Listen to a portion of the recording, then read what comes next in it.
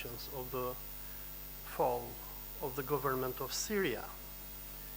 While I'm not an expert in the field of eschatology, I am a historian, and I would like to give a historical presentation to our guests.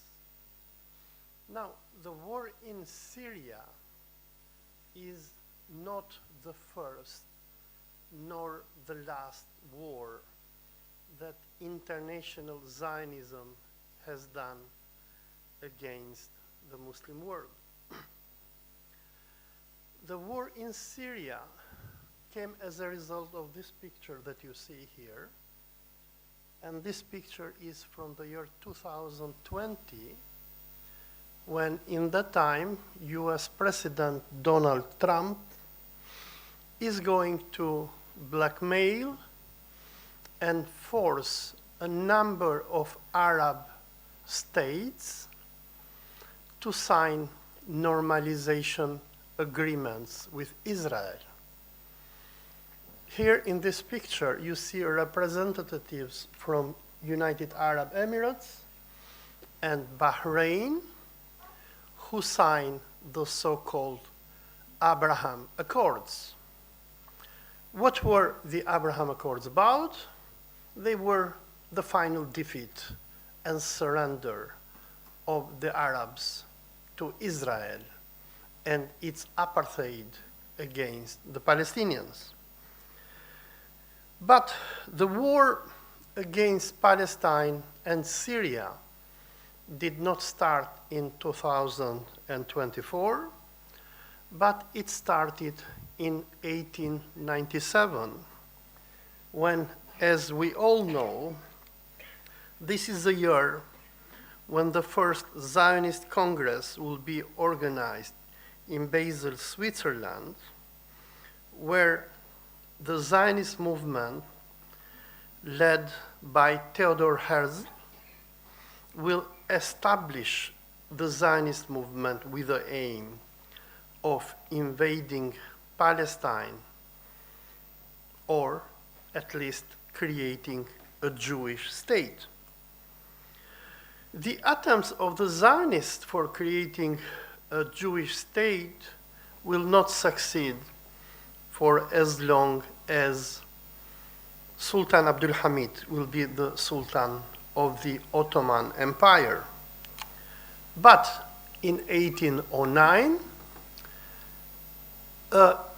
an extremist Turkish nationalist movement known as the Young Turks will organize a coup in Istanbul, like the one which happened in Damascus few days ago, where Sultan Abdul Hamid, he will be toppled, and we will have a fascist regime which is going to take power in Istanbul.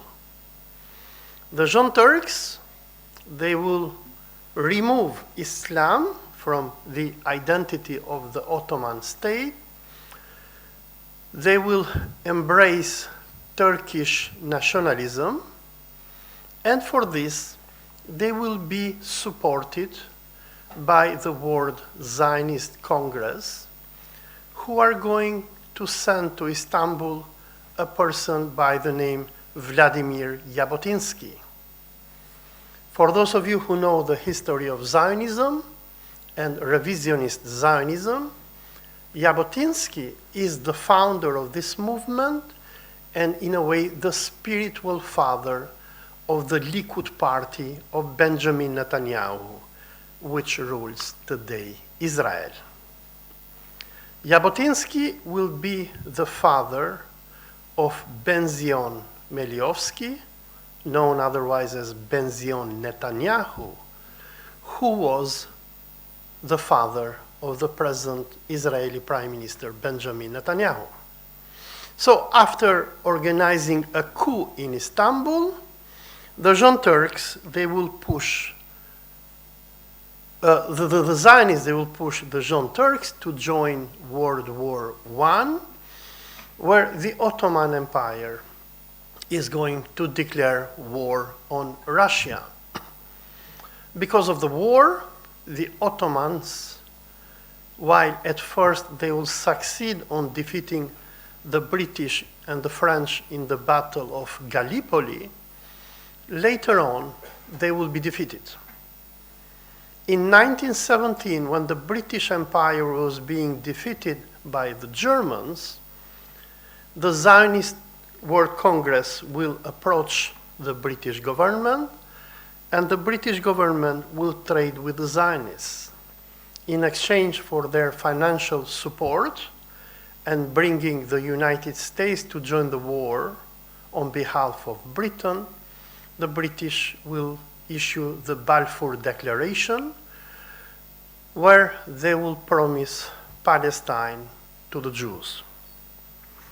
Now, with the end of World War I, the Peace Conference of Paris, which before it, the British, they had cheated the Arabs, of Sharif Hussein of Mecca, where the Arabs will join the British against the Ottomans, but when the war will finish, they will not keep their promises to the Arabs, and Palestine will be turned into a British mandate.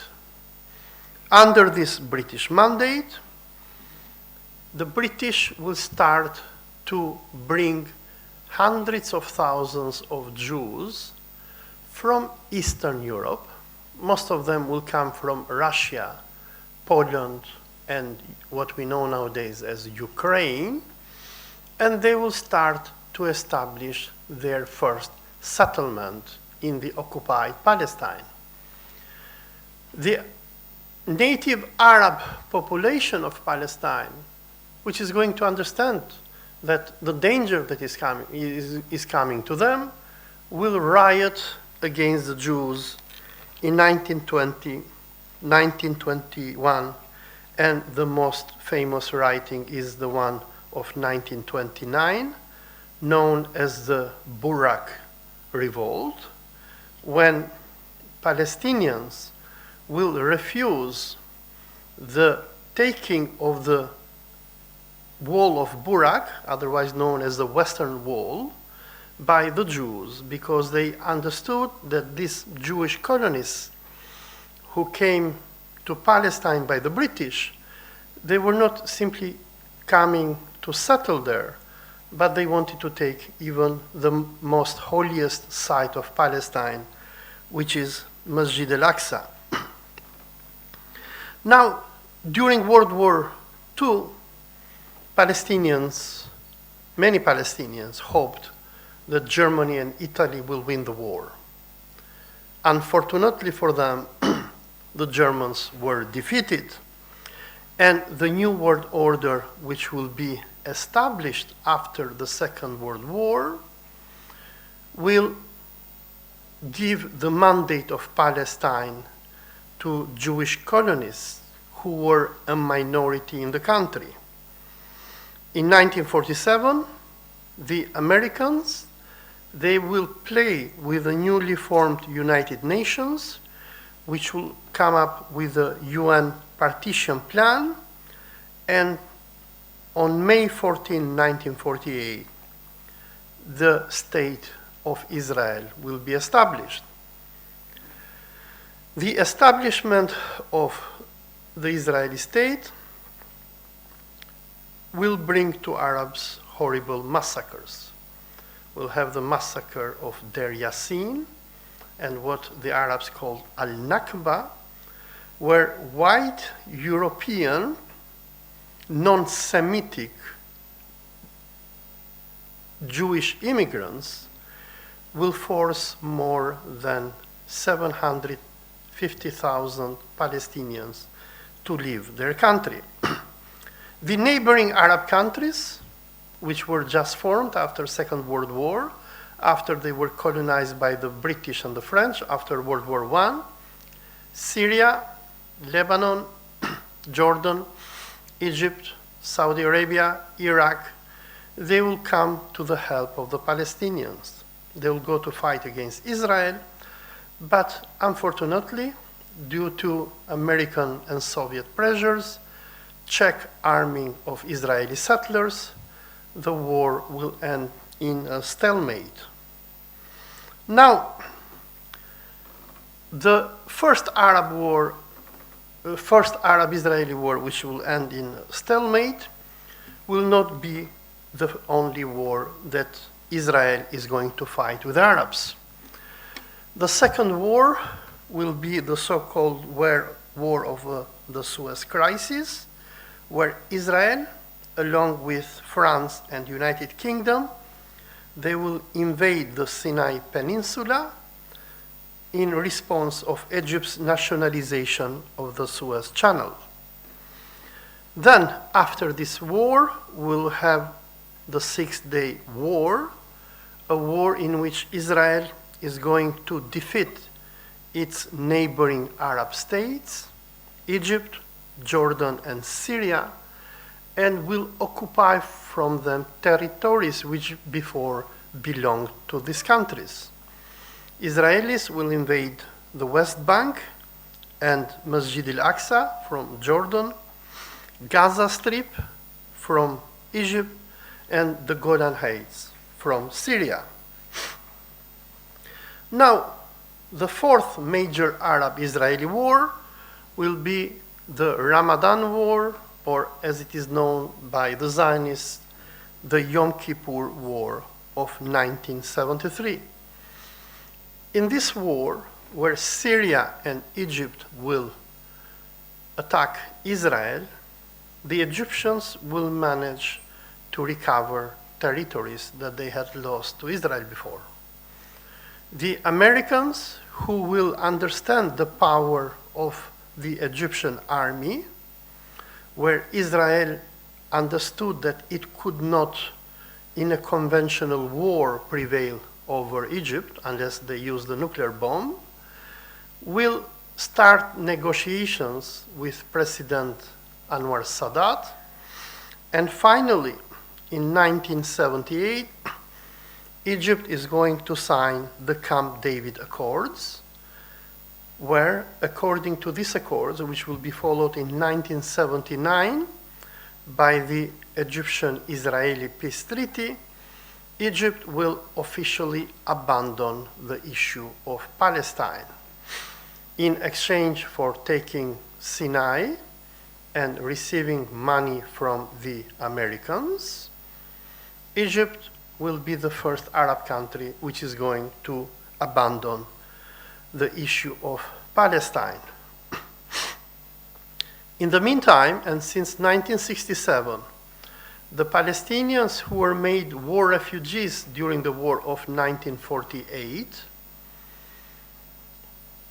and who after 1967, around 350,000 of them will also be deported from the West Bank, they will move to Jordan, where under the leadership of the Fatah and PLO, they will continue their resistance against Israel. But in 1970, during the so-called Black September, Jordan will remove the Palestinian resistant fighters from Jordan. Jordan will declare war on Palestinians. And from there, the Palestinian resistance will move to South Lebanon, where even in South Lebanon, Israel, who will face the same problem that it faced in the recent war with Hezbollah, will militarily invade Lebanon and Beirut, and in 1982 will force the Palestinian resistance to abandon and leave Lebanon, and from this time onwards, the Palestinian leadership will be exiled in Tunisia.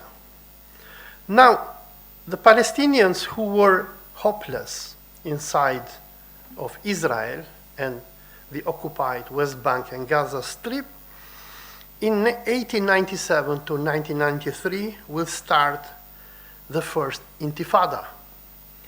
Intifada was a fight by civilian Palestinians who left without any hope, abandoned by all neighboring Arab countries, except Syria and Iran, will start to fight with stones and suicide bombings against the Zionists.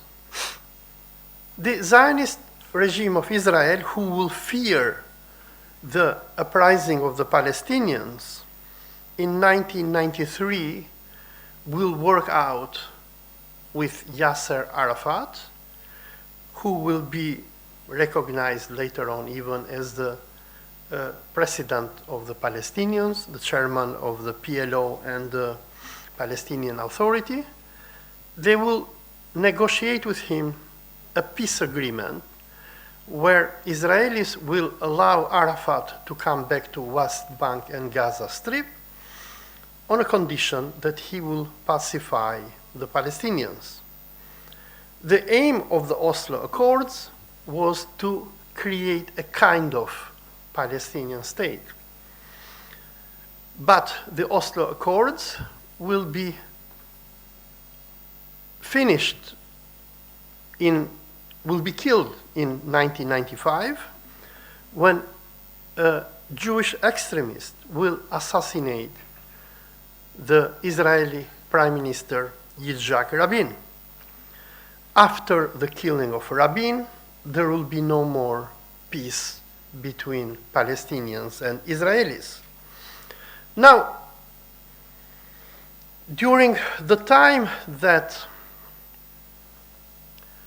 the Zionists will try to have peace with the Palestinians, a peace process which is going to fail, the Americans under President Bush I will start a process which is known as the establishment of a new world order.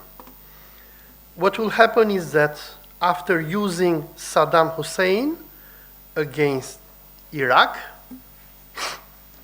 the Americans will push Saddam Hussein to invade Kuwait, and they will use the justification for the invasion of Kuwait as a justification to launch a war against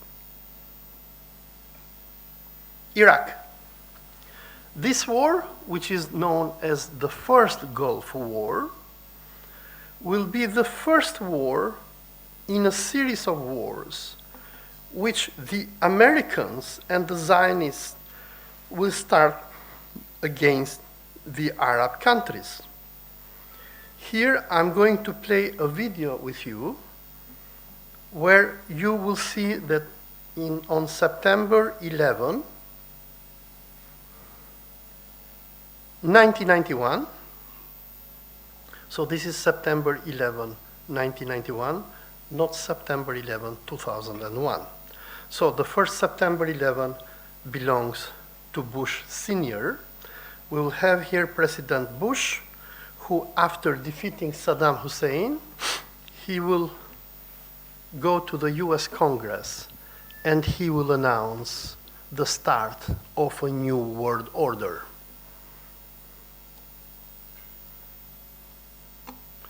So we have here Bush, who goes to the US Congress.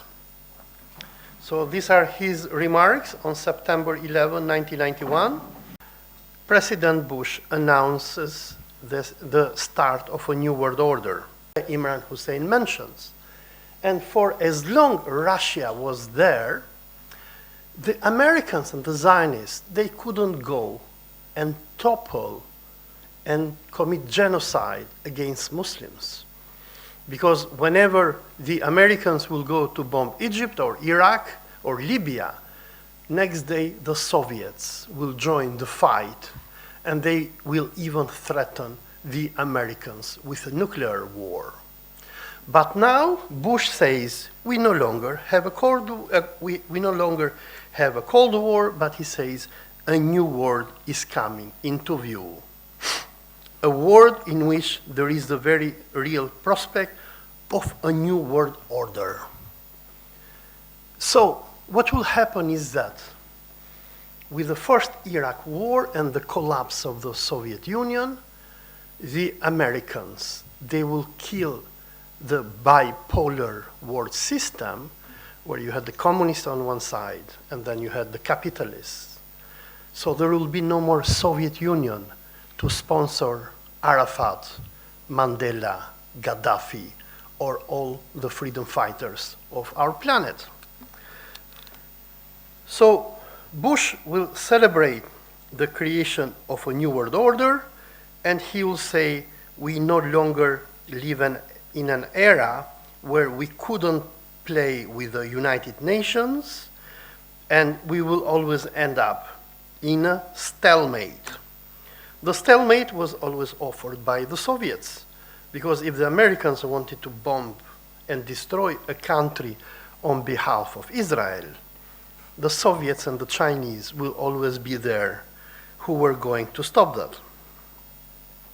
Now, with the 1990s, when the Oslo Accords will be signed, we will have a new reality in the Muslim world. Number one, Iraq, which was the most powerful Arab Sunni country, will be defeated. And number two is that 10 years later, after September 11 bombings, the Americans are going to wage the second Iraq war, where they are going to destroy and dismantle the Iraqi state. The Palestinians who are left without any hope will organize the second Intifada in 2000 and 2005.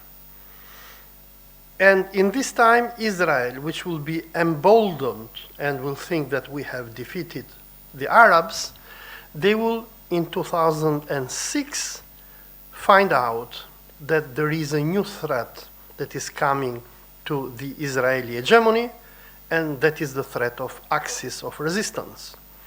In 2006, during the Lebanon war, Israelis will be, for the first time in the history, be forced to withdraw and not be able to defeat an Arab country. Now, after the war in Lebanon, we will have the coming of the Arab Spring, an era when Sheikh Imran Hussein became very famous because he foresaw what was happening.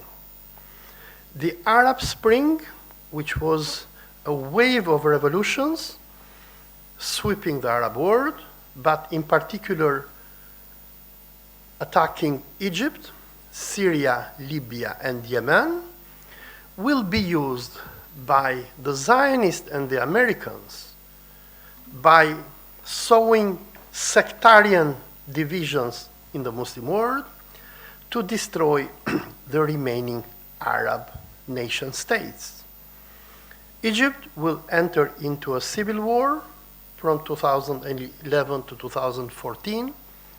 Syria will enter in a civil war from 2011 until 8 December 2024, when after almost 14 years of war, finally the government of Bashar al-Assad will be toppled. Libya will be destroyed when NATO will bomb Libya and will kill Gaddafi in collaboration with Takfiri Muslims. We will have Yemen divided, and so forth. Now, after destroying the neighboring Arab states, in 2020, under President Bush, who will be celebrated by the Zionists, here is a coin that they issued for him by calling him the second Cyrus. They will use the American administration to force the remaining Arab countries to sign normalization or peace agreements with Israel. And what this meant a total abandonment to the Palestinian cause. Why will the Zionists call Trump Cyrus? Because for those of you who read the book of Esther, You probably know the story, the biblical story of Mordecai and Esther, who was a prostitute that was used by the leader of the Jewish community in ancient Iran to penetrate the Iranian empire and convince the Iranian king to get rid of his ministers who wanted to expel the Jews from Iran. So, according to Jewish theology, they perceive Trump as the second Cyrus. Now, what will happen is that, abandoned and by the Sunni Muslim world since 2006, Iran, Syria, the Houthi movement of Yemen, the Lebanese Hezbollah, the Palestinian factions like Hamas and Islamic Jihad, they will form a coalition that will be known as the Axis of Resistance. While Iran and Syria and other Islamic and Arab militias, they understood the great Zionist project, which in a way destroyed the Arab countries, and those that were left blackmailed them into submission. They formed this grouping of state and non-state actors to fight and resist the invasion of Palestine by the Zionists. But now, what happened with Palestine? Now, for all of you who have seen the news, on December 8th, we had the toppling of the government of President Bashar al-Assad. A terrorist organization, Tahrir al-Sham, and its leader, Abu Muhammad al-Jawlani, who was wanted by the Americans. His organization will be trained, funded, and directed by the Americans. And when on 27 November 2024, when after more than 12 months of fighting, Hezbollah will sign a ceasefire with Israel, suddenly from Idlib, which is a province neighboring Turkey in Syria, we'll have these jihadi terrorists who are going to launch a wave of attacks, and within a few days they are going to topple the Syrian government. As soon as these jihadis come to power, they will surrender all state assets of Syria to the Zionists. They will give whatever weapons Syria had to the Americans. They will declare that we want peace with Israel, and they will declare that the enemy of New Syria is not Israel, but it is Iran. In response to these offerings, the Americans, they will welcome Jawlani, and they will not mind that he was a wanted terrorist. The toppling of the Syrian government will be celebrated by Israel when, on the same day that the jihadists are going to take Damascus, we'll have Prime Minister Benjamin Netanyahu who is going to celebrate this. We don't have voice or audio, but I think you can read what he's saying. So Netanyahu is going to celebrate the collapse of the Syrian government, and he will say this is a victory against Hezbollah, Iran, and Assad.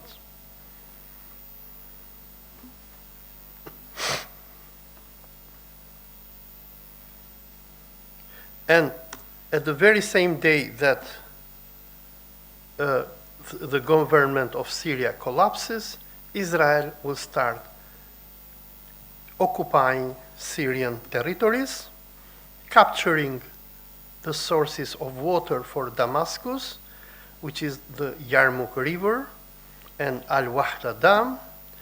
And during the moment that Hezbollah Iran, Hamas were fighting against Israel in support of the Palestinians, أنتم متشيعون رسميا finally, وفق الحديث النبوي الشريف وعلى أسس النظام الإيراني.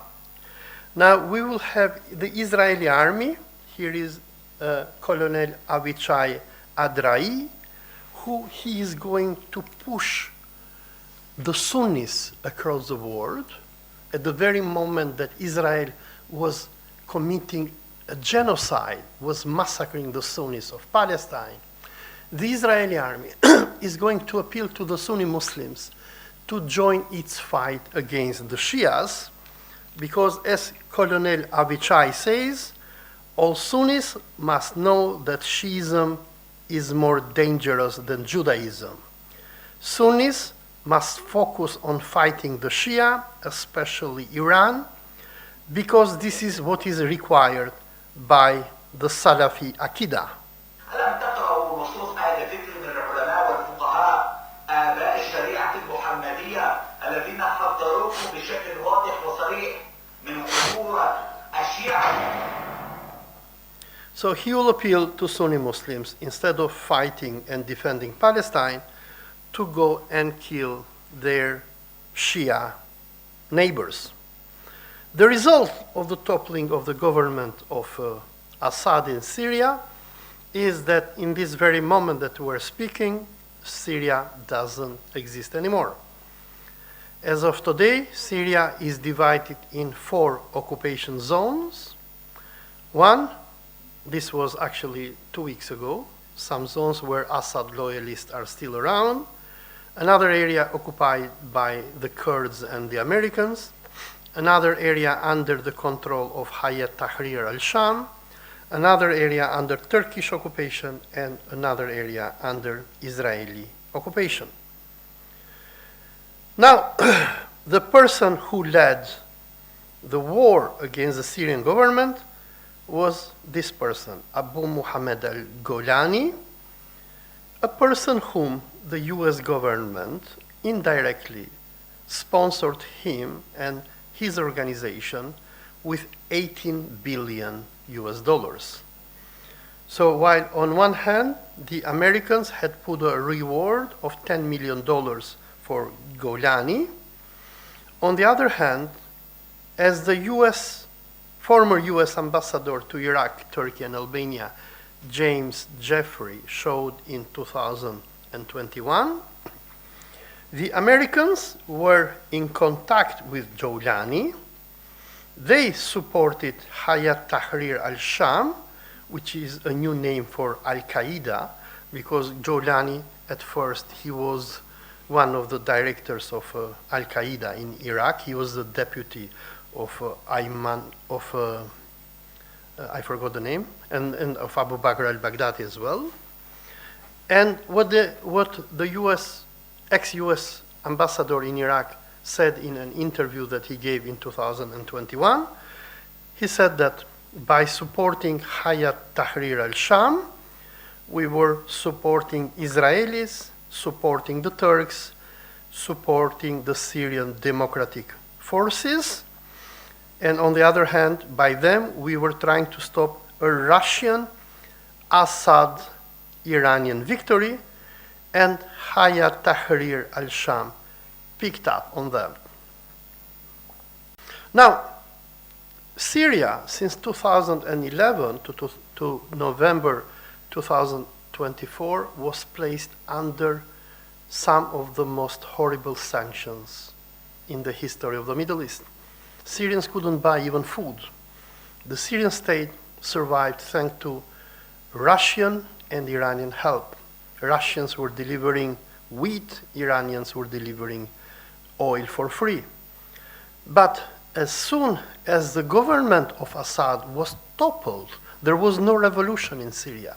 There was a CIA organized regime change, and for as soon as the democratically elected, yes, there were elections in Syria a few years ago.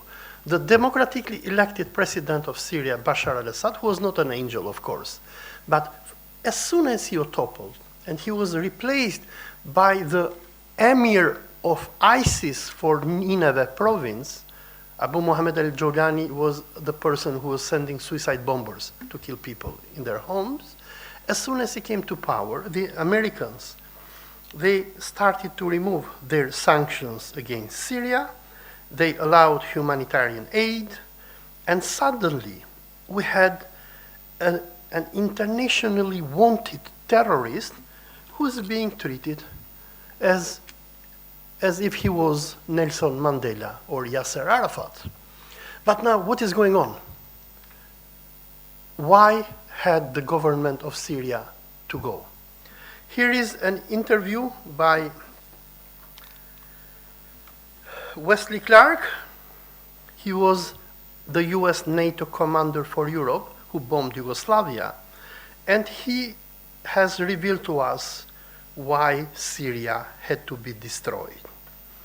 After September 11, 2001, George Bush, the son, not his father, we will have the bombing of the Twin Towers, which most of intellectuals of this planet believe that it was organized by the Americans themselves.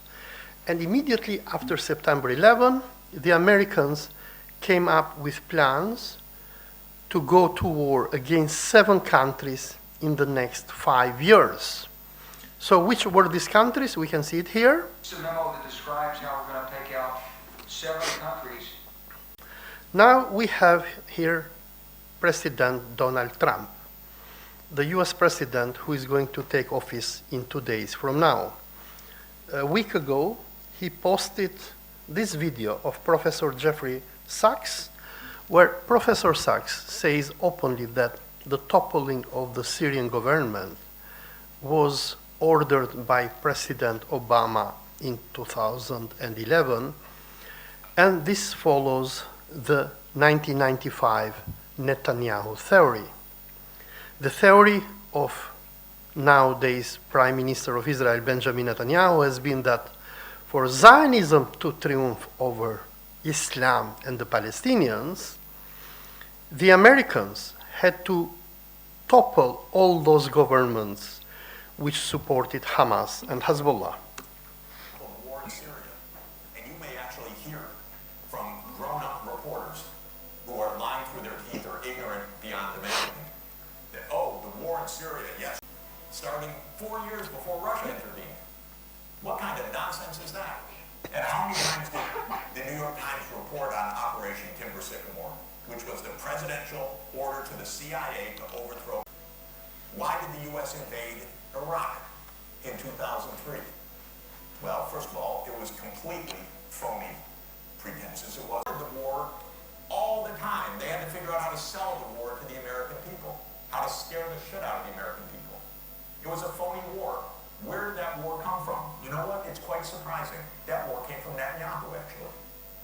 You know that? It's weird. And the way it is that, and the guy's nothing if not obsessive. And he's still trying to get us to fight Iran this day, this week. He's a deep, dark son of a bitch, sorry to tell you. Because he's got the sensible terms. And now, so this was with the British and the Americans. A few days ago, the Ministry of Foreign Affairs of Israel published this map, and it didn't remove it even after Jordan protested, where Israel shows that Jordan is part of Israel according to their biblical maps. And the latest news that we have is that after getting rid of Syria, after destroying Iraq, Libya, and all the neighboring Arab countries of Palestine, Israel, its war commission, known as the Nagel Commission, is preparing for a possible war against Turkey. And as we know, the Israeli genocide in Gaza continues. But before I close my lecture, I want to bring into your attention that the first time when the Zionist leadership identified Syria, Russia, Iraq, Iran, and Libya as countries that they had to be destroyed, it's not the year 1995, but it is the year 1979, when I was just 2 years old, and probably many of you were not in this dunya, but you were probably in Alamul Ruh. So this is a book compiled by the present Prime Minister of Israel, Benjamin Netanyahu. You can see his name. And the title is International Terrorism Challenge and Response. There was a conference which was organized in Israel, in Jerusalem, in 1979. The conference was chaired by the father of Benjamin Netanyahu, Benzion Netanyahu. His real name is Benzion Meliovsky.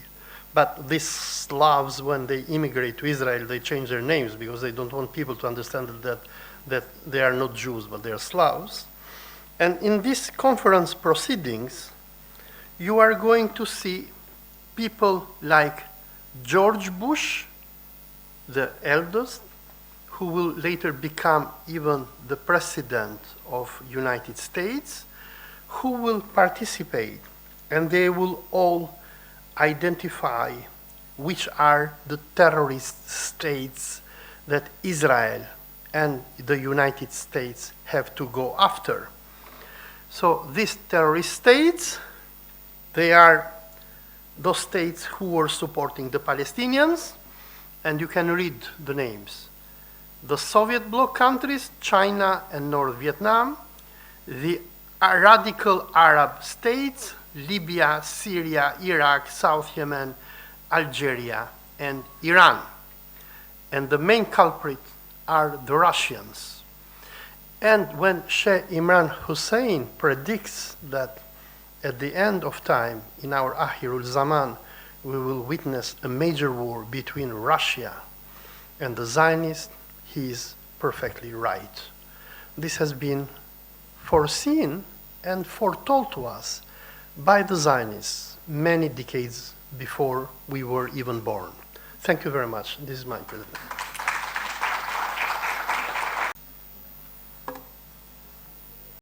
Thank you very much. Shukran to Dr. Olsi for so beautifully rendering his presentation. Dr. Olsi, of course, covering the socio-political as well as the historical and international relations dimension. Inshallah, we now commence to the next part.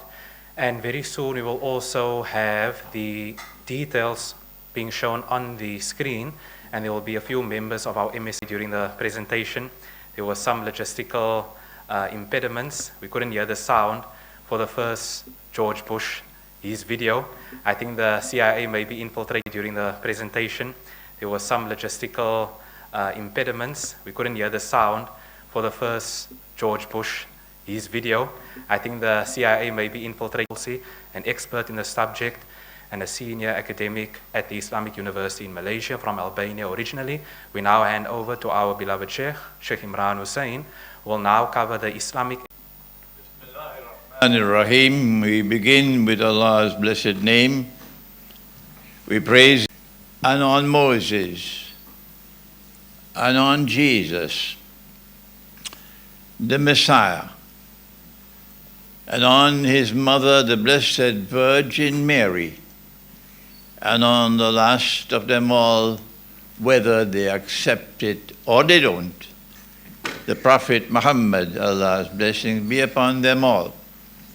As we greet you on this, the 18th day of the month of Rajab in the year 1446, from the auditorium of the Islamic College in Cape Town in South Africa, with Assalamu alaikum wa rahmatullahi wa barakatuh, and with the dua, because this is the month of Rajab, and next month is the month of Shaban. We're not concerned with Dajjal's months, the false Messiah. We're talking about the month with the Lord God. There's only one Lord God. And he gave us the moon, to count the months and the years. And we greet you on this, the 18th day of the month of Rajab, because next month is Shaban, and after that is the month of Ramadan. And that's the month in which the Quran came down. They may say it's the Torah which came down on the other side of the mountain. Oh, no. They all came down on this side of the mountain. And so we make the dua, Allahumma barik lana fi Rajabin wa Shaban. O Allah, kindly grant us blessings. We are a people who pray to Him, while others don't. O Allah, kindly grant us blessings in this month of Rajab and in the month of Shaban, which is to come, and grant that we might live to see Ramadan. Our topic today is one of more than passing importance. Regime change is just taking place in Syria, and the implications, the Islamic eschatological implications, are first of all, and most important of all, implications for Jerusalem. Of course, everybody understands that. It is all connected with Jerusalem. Islamic eschatology tells us that there are two cities which are pivotally important for the end of history. The first, of course, is Jerusalem, and I wrote Jerusalem in the Quran some 20-something years ago. Many of you may have already read that book. But the second city is Constantinople. And that's important because our Prophet, Allah's blessings be upon him, prophesied that a Muslim army will conquer Constantinople. When I met with the Russian Foreign Minister Sergei Lavrov in Moscow last February, and I used the name Constantinople, he stopped me. He says, I am so happy that you're using the name Constantinople. A Muslim army will conquer Constantinople. And he praised the commander, and he praised the army.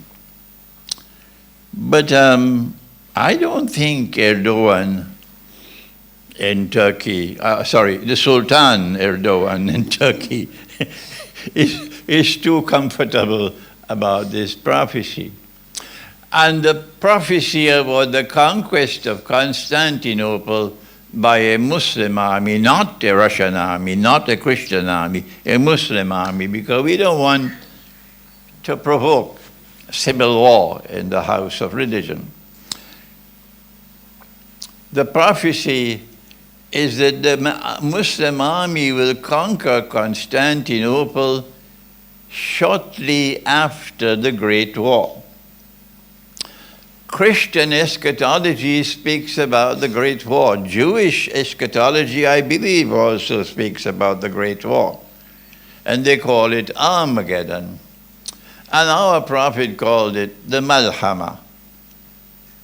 And it is a war to be fought over a mountain of gold. And BRICS is now taking us to that war. You must do the thinking now. That war has not as yet taken place, but our prophet prophesied, as only a prophet of God could prophesy, that 99 out of every 100, it's a figure of speech, who fight for that mountain of gold would be killed. So this cannot be a conventional war.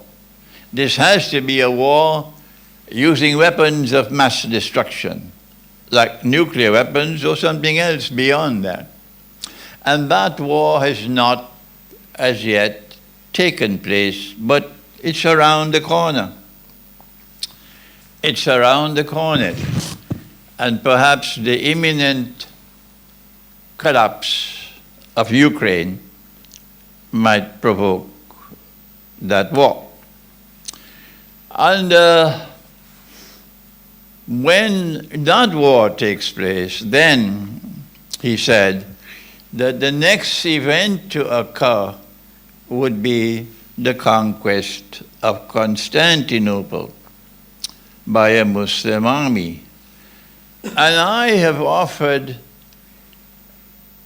an interpretation, an explanation. And when I offer my view, of course, you must know, don't ever accept my view unless and until you are convinced that I am correct, because this is my respect for your intellectual independence. That we will conquer Constantinople for a number of reasons. One of them is that it was manifestly shameful, disgraceful, and sinful that a Christian cathedral, which had functioned as a Christian cathedral, one of the foremost in the world after Jerusalem, for 1,000 years, Hagia Sophia, should be converted to a masjid by the Ottoman Empire and then reconverted to a masjid by the Sultan Erdogan. I said it was shameful.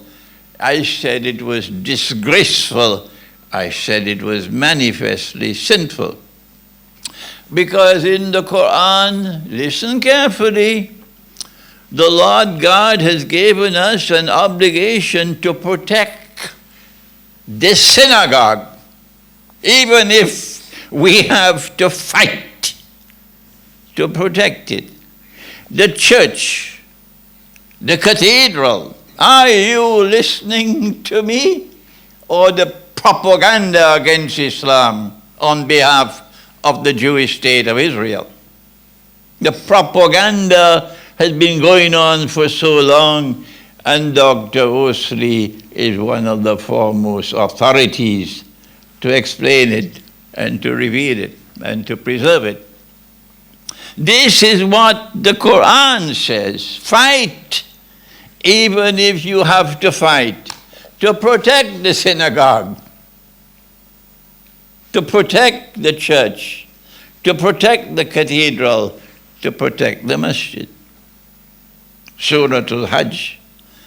And because they changed the cathedral and converted it to a masjid, to the eternal shame and disgrace of this community of Muslims. That's why a Muslim army will have to conquer Constantinople, and no one can stop it. Don't try. Not even Donald Trump. And when we conquer Constantinople, we will return Hagia Sophia to those to whom it rightfully belongs. And when we return Hagia Sophia, then the friendship and the alliance between those who follow the true Messiah, Jesus, the son of Mary, Maryam, and those who follow Prophet Muhammad, Allah's blessing be upon them both, that friendship and alliance would be sealed. And when that friendship and alliance is sealed, then those who still reject Jesus as the Messiah will then reach the end of their road. There's nothing left for them. And this prophecy of Prophet Muhammad ﷺ is now approaching fulfillment, because events are unfolding in Syria, a jigsaw puzzle which is tremendously intricate, difficult to understand. The pieces are coming together. And Jerusalem is at the center stage. And Constantinople is also connected with Jerusalem in the end time as the two most important cities in the end time. But when I was in Moscow in February, and we had the meeting with the Russian foreign minister, and he was only talking about politics and economics and monetary economics, and we were a small group, about 15, and I interrupted to ask, can we talk about the Quran and Russia? Everything became silent, because the Russians are very, very serious when it comes to religion. And they were not always comfortable and happy with Islam. Well, no, because the Ottoman Empire waged I don't know how many thousand wars against Russia. And after I had spoken to him for some time of what the Quran has to say about Russia, he then asked me, can you write on the subject? I then spent the next few months writing the Quran and Russia's destiny. And when writing that book, I realized that no, it was not two. It was three cities which will dominate the end of history. And Moscow is the third, not Washington. And the pieces are coming together now. The Arab Spring led to the destruction of Libya. Libya was a regime which was resisting Israeli oppression. This is not a seminar organized to lash out at Jews, not at all. There are Jews in the world who have the common sense and who have the internal integrity to recognize that there is oppression in Israel. And it was wonderful to see them protesting on American university campuses, to the embarrassment of the Zionist movement. American students protesting against violence and oppression against the Palestinians. So there are Jews who oppress, who oppose oppression in Israel. And they are our brothers when they oppose oppression.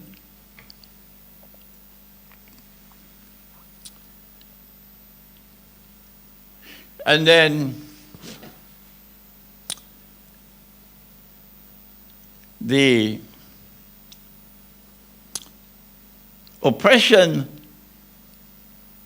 of the state of Israel reaches a crescendo, reaches a point from which there is no return now. It's not possible to retrace your steps anymore. And now we see regime change in Syria taking us one significant step forward towards an end that Islamic eschatology has already explained and is connected with the Messiah. It'll take hours to explain an Islamic eschatological explanation of the messianic interpretation of history. an Islamic eschatological explanation of the messianic interpretation of history. But to cut the long story short, Allah promised to the Bani Israel, to the Israelite people, He promised them that He would send them one who would be their prophet, not ours, theirs. And He would be the Messiah. And He would bring back the golden age when the Israelite people ruled the world from Holy Israel in Jerusalem. With the prophets David, Nabi Dawood alayhi salam, and Solomon, Nabi Sulaiman alayhi salam, that Israel was a ruling state. And our prophet prophesied when the Messiah came, and some of them accepted Him, and the others rejected Him because they said, وَنَعُوذُ بِاللَّهِ مِنْهَا, he's a bastard. His mother was not married.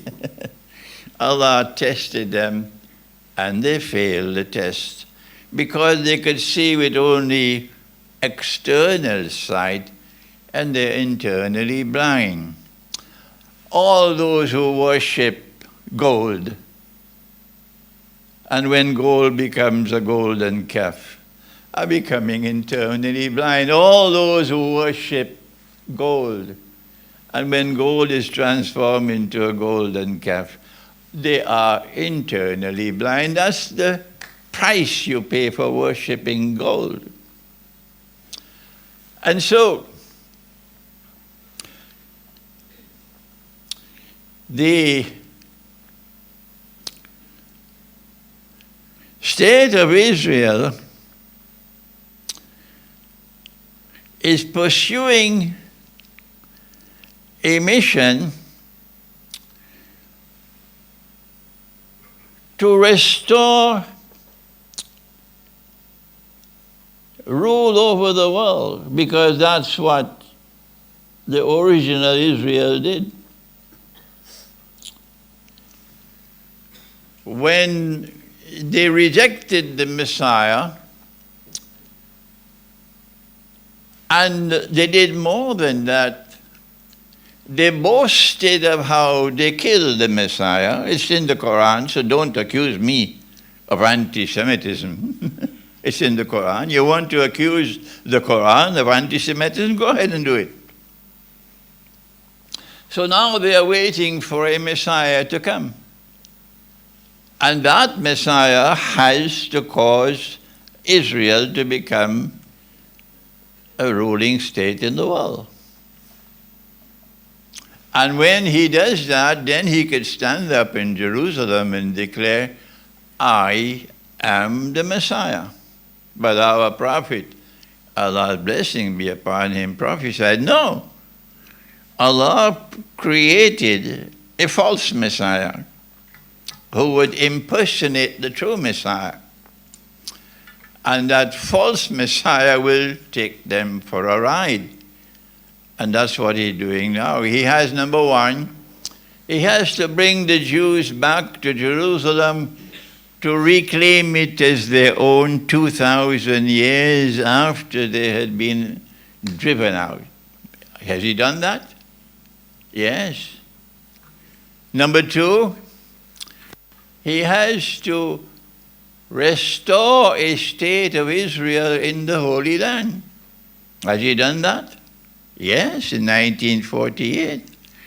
Number three, he has to cause that state of Israel to replace the United States of America as the third and the last ruling state in the world. Now let's go to the Quran.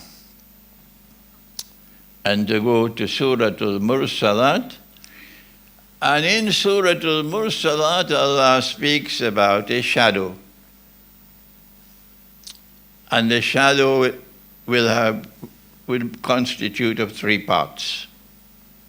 And this, therefore, has to be something which has to be interpreted to be understood. And our interpretation is that the shadow is the false Messiah, and he will come with a profile of 3 parts.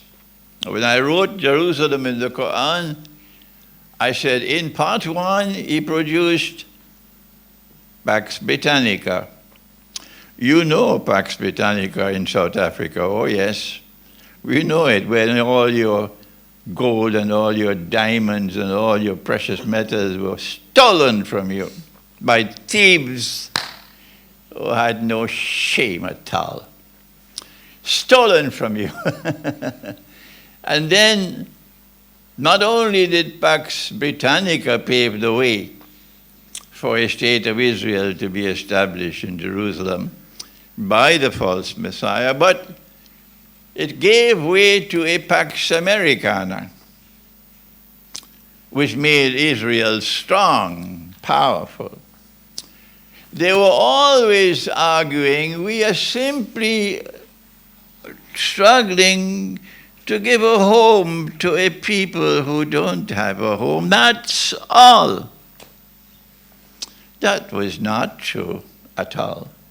What they were doing was to try to build and establish a state of Israel which would eventually try to rule the world.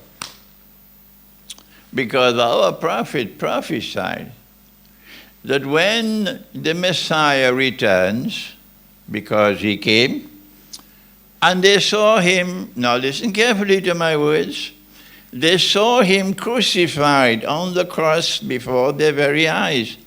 I did not say he was crucified. No. I said they saw him crucified on the cross before their very eyes. Is that what I said? And they saw it because Allah made it appear like that. And if you were there, you would see him crucified. And if I was there, I would see him crucified. But no, Allah says, no, he did not die, he was not crucified. But Allah made it appear like that. And Allah raised him unto himself. And so he came and he left and will return. And Allah's messenger said, when he comes back, he will come back as an Hakimul Adil, someone who will rule, and will rule with justice. So the Messiah who will stand up in Jerusalem tomorrow, declaring, I am the Messiah, but he would not be, he would be Dajjal, he has to show them that I'm ruling the world. And in order to do that, he has to show them that I'm ruling the Arab world first. If you want to rule the world from Jerusalem, you've got to start by ruling the Arab world. And if you want to rule the Arab world, you start with Libya. Because Saudi Arabia, I used to say that Saudi Arabia and Israel were sisters 25 years ago, but I was wrong. 25 years ago, they were only cousins. Now they're sisters. Now they're sisters. Why don't you smile? What's wrong with you? Cape Town? 25 years ago, Saudi Arabia and Israel were only cousins. Now they're sisters. And all the rest of the Arab countries, not the people, the governments, not the people, the governments, must be in a state of submission to Israel. And all those who resist Israel must be destroyed. And that's why you now have Trump in Washington to finish up the job. Every single country within that region which is resisting Israel must be destroyed. Why? So that Israel can show the world we rule the Arab world. The whole Arab world is now in submission to us, so now it's only the rest of the world. And so Libya went, and Iraq went. You know the story, the bogus story. They tell lies. Oh my gosh, these people tell lies without any embarrassment. Without any embarrassment. As though there is no such thing as moral integrity in them. None. They tell lies. Weapons of mass destruction in Iraq. So Desert Storm to destroy Iraq, to destroy Libya. And because Syria was resisting Israel, and Russia had intervened to save and to support the Syrian regime, because there are Christians in Syria. And if you allow these jihadists with weapons supplied by the Israeli Mossad and weapons supplied by the CIA and all the American dollars and so on, if they take over, there will be a slaughter. They will slaughter all the Christians. So Russia intervened to try to save Syria from becoming another Libya. And for the last 10 years, the struggle was going on. And so you had October the 7th, was it? 2023. And did you know the secret? How all the weapons reached to Gaza? Did anyone tell you? How all the drones reached to Gaza? I'm telling you the secret with Santa Claus. Yeah, it was Santa Claus. But Hamas, they don't know about Santa Claus. They didn't know who was sending the weapons. And they believed it was coming from the heavens above. And they were being set up. There will be a judgment day when the truth will be revealed and I'll be validated. They wanted to have another 9/11. There are three kinds of lies, I used to say. There are normal lies, and then there are great lies, and then there is 9/11. You commit a monstrous act of terrorism, and then you blame it on your enemy. And then you exploit this act of terrorism to advance your political and military agenda. That's what they did in 9/11. That's what the government of Israel did from September the 7th. The rest, you can think it out. And one of the first objectives was to destroy Hamas. I don't use the term Hamas. I call them the Islamic resistance. They know how to fight. I admire them for their spirit, but they don't have much upstairs. They're more peanuts upstairs, like Afghanistan. Afghanistan knows how to fight, but Afghanistan doesn't have the intellectual capacity to understand what is being done. And so they have succeeded in inflicting grievous wounds on Hamas as well as on Hezbollah. And now they are boasting. The Israeli government is boasting. We have succeeded in regime change in Syria. Which means that it was the Israeli Mossad at work. And so these jihadists, I choose my words carefully, which have taken over Syria, are Israel's puppy dogs. That's right. And it was not only Israel boasting, but also Biden. Before he says goodbye, he wanted to have a good show. And he's boasting that we have succeeded with regime change in Syria, which means that the CIA was involved. So Cape Town, when you start celebrating the fall of Assad, just remember that while Assad was there, despite whatever be his failings, while Assad was there, at least Syria was resisting Israeli oppression. And now Syria is in a state of submission. And all that now remains is Iran and Yemen. All the rest are in submission. And Israel is advancing towards that day when the entire region, the environment in which Israel is located, will all be in a state of submission to Israel. Now then, our prophet prophesied before the Messiah returns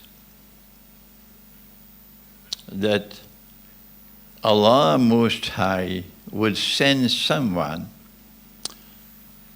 who will revive this world of Islam, which is now cluttered with 50-something so-called Muslim countries, and reunify the whole world of Islam as one holy state, the Khilafah state. And he is known as the Imam al-Mahdi. He said that a Muslim ruler would die, a Khalifa. And when he dies, there would be disagreement concerning succession. 25, 30 years ago, I suggested it's going to be a Saudi king. And it appears now that when Salman dies, that the disagreement will commence. I don't know for how long it will continue, because not all the Saudi family like this MBS, Salman's son.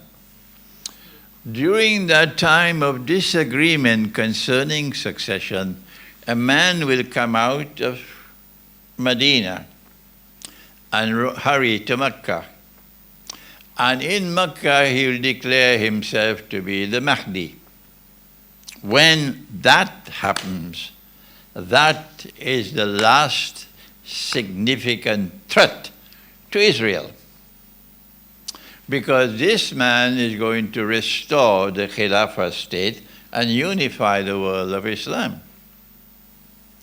When he declares himself to be the Mahdi, then our prophet said that an army will come from Damascus to attack him.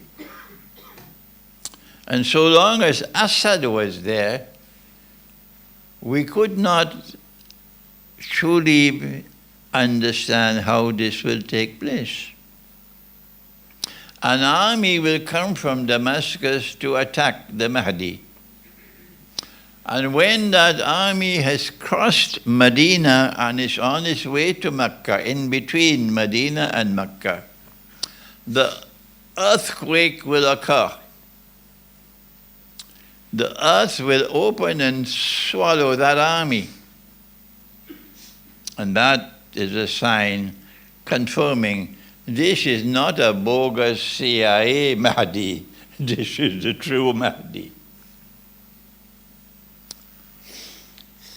And so now, from Cape Town, on the occasion of this seminar, we are able to anticipate with some clarity that those who now have taken over power in Damascus will continue to control Damascus until that day. And it is that army of Israel's puppy dogs who will come to attack the Mahdi. And that army will be swallowed by the earth when it opens. The army of the Mahdi will eventually succeed in taking control of the Arab Peninsula. And that's goodbye to Saudi Arabia. when the Mahdi comes, goodbye to Saudi Arabia. I was in Manhattan lecturing on this topic 30 years ago, and I was not aware that the Kuwaiti ambassador was sitting right in front of me. I didn't know that. And I said, when the Mahdi comes, goodbye to Saudi Arabia, goodbye to Kuwait. Yes. Because now a Khilafah state will be established in Mecca. But there is parallel to this something else that will be taking place, and that is the Great War. And he prophesied that the Great War will be triggered because of something occurring in the north of Syria. It is so puzzling, it's difficult to anticipate what's going to happen. Because as Dr. Olsey has correctly explained just now, you have so many different forces at work.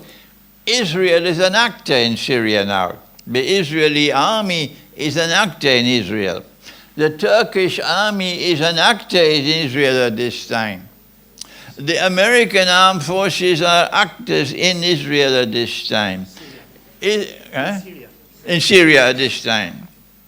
The Israeli puppy dogs who control Damascus, they are an actor in Syria at this time. And they don't want Russia to leave. The Americans want them to tell the Russians, pack up and get out, close down your bases. But now they're saying to the Russians, please stay. So Russia is still an actor, a military actor in Syria. So it's a complex situation there, and the most cunning of all actors involved in this is Erdogan. And we don't know, he plays, both sides because his objective is to restore an Ottoman Empire. I don't want to spend all the time left with me, I only have a few minutes left, with expanding more on an Islamic eschatological explanation of the implications of regime change. But Russia has a strategic role to play in Syria.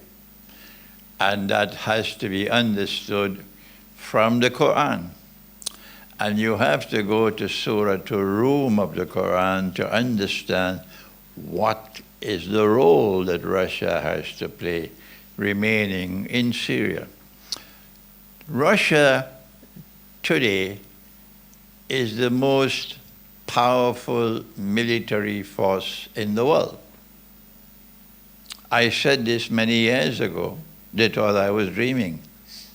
No, now they're recognizing. If Russia did not have this military power, there would have been regime change in Venezuela long ago. Oh yes. Why did Russia and Iran not come to the help of Assad to save his regime? Let me answer that question and we'll end. What happened in Syria, regime change in Syria, was connected with Ukraine. The modern West cannot allow Russia to defeat Ukraine. No. The implications for world politics will be too much for them. It will be too serious a loss for the modern West, too embarrassing for Russia to defeat Ukraine. But Ukraine is on the verge of collapse. And you have a new American president who is saying, or he used to say it, I will stop that war in one day. Maybe now he's saying 1 year.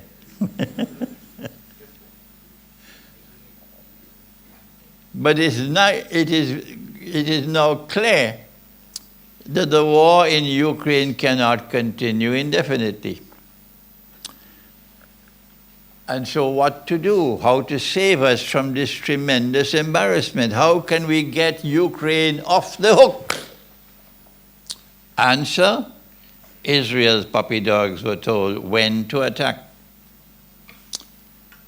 And the plan appears to me to have been to try to put a bait for Russia and Iran to intervene to save Assad. And if Russia and Iran had taken that bait, then NATO would have intervened. And then you had a big war. And Ukraine would have been saved. But Russia saw the plan. And Russia said, I'm not intervening. And Russia advised Iran not to intervene. Russia preferred to sacrifice Assad rather than to lose the opportunity of victory in Ukraine. And Trump was not at all happy about that, at all. Trump was very disappointed. So when Assad was told, Russia is not going to intervene to save you, Iran is not going to intervene, he said, there's no sense continuing the bloodshed. So he packed up and he left, and the Syrian armed forces said, no need to continue to fight, there's no sense. And that's why the takeover of Syria took place so quickly without so much bloodshed. And the implication, therefore, of regime change in Syria is there's nothing left now to save Ukraine. I thank you. Wassalamu alaikum wa rahmatullahi wa barakatuh.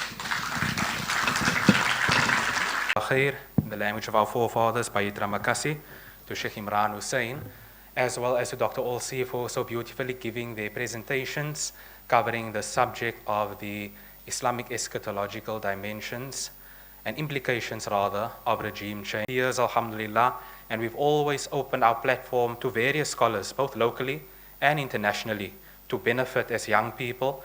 And many young people in the audience, students and those who were young people, everyone's left-hand side. Then there are books for sale. All of Sheikh's books are on sale outside.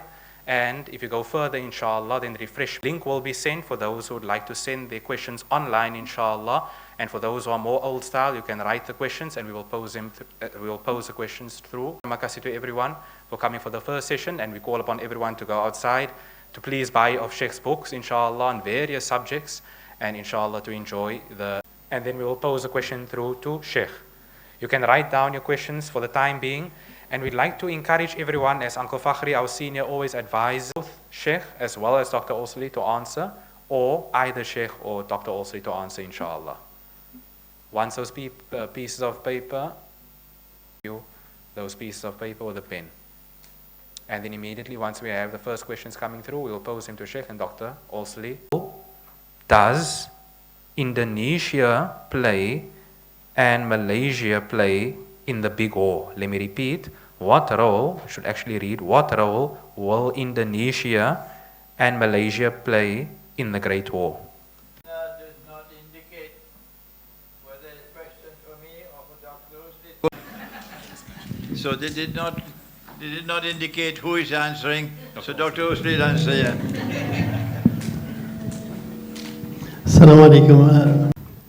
And look, we have to see the geography. Malaysia and Indonesia, they're very far from Palestine. They do not have borders. Well, what Malaysia and Indonesia does is they have shown solidarity with the Palestinians. And there is something that you have to understand. In Malaysia, political Islam is tolerated. Malaysia is one of the best countries where you can practice Islam nowadays. Islam is part of state institutions, is an official religion, and the reason why Islam is tolerated in Malaysia is because the British and the Americans, they have no interest on fighting against Muslims in Malaysia and in Indonesia. In that part of the world, their greatest concern is the influence of China. So when the Malaysian state was established, for those who know history, the British, they sided with Muslim Malays, and they used Islam in Malaysia in order to fight the threat of communism. But when it comes to Palestine, I don't think that Malaysia and Indonesia can do much. They are on the other side of our planet, and this is how I see the situation.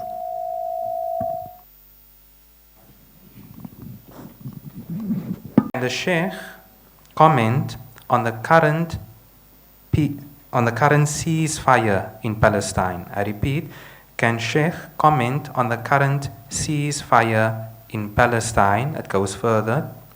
Why does Israel want a ceasefire now? Why do they want to continue to fight the regime? I cannot comment on the ceasefire until I have studied it. I have not as yet studied it yet.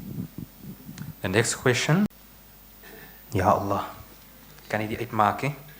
I'll go to the next question in the meanwhile. I'm going to ask, I see Uncle Fakhri just to tafsir that bottom part eh? Let's go to the next one.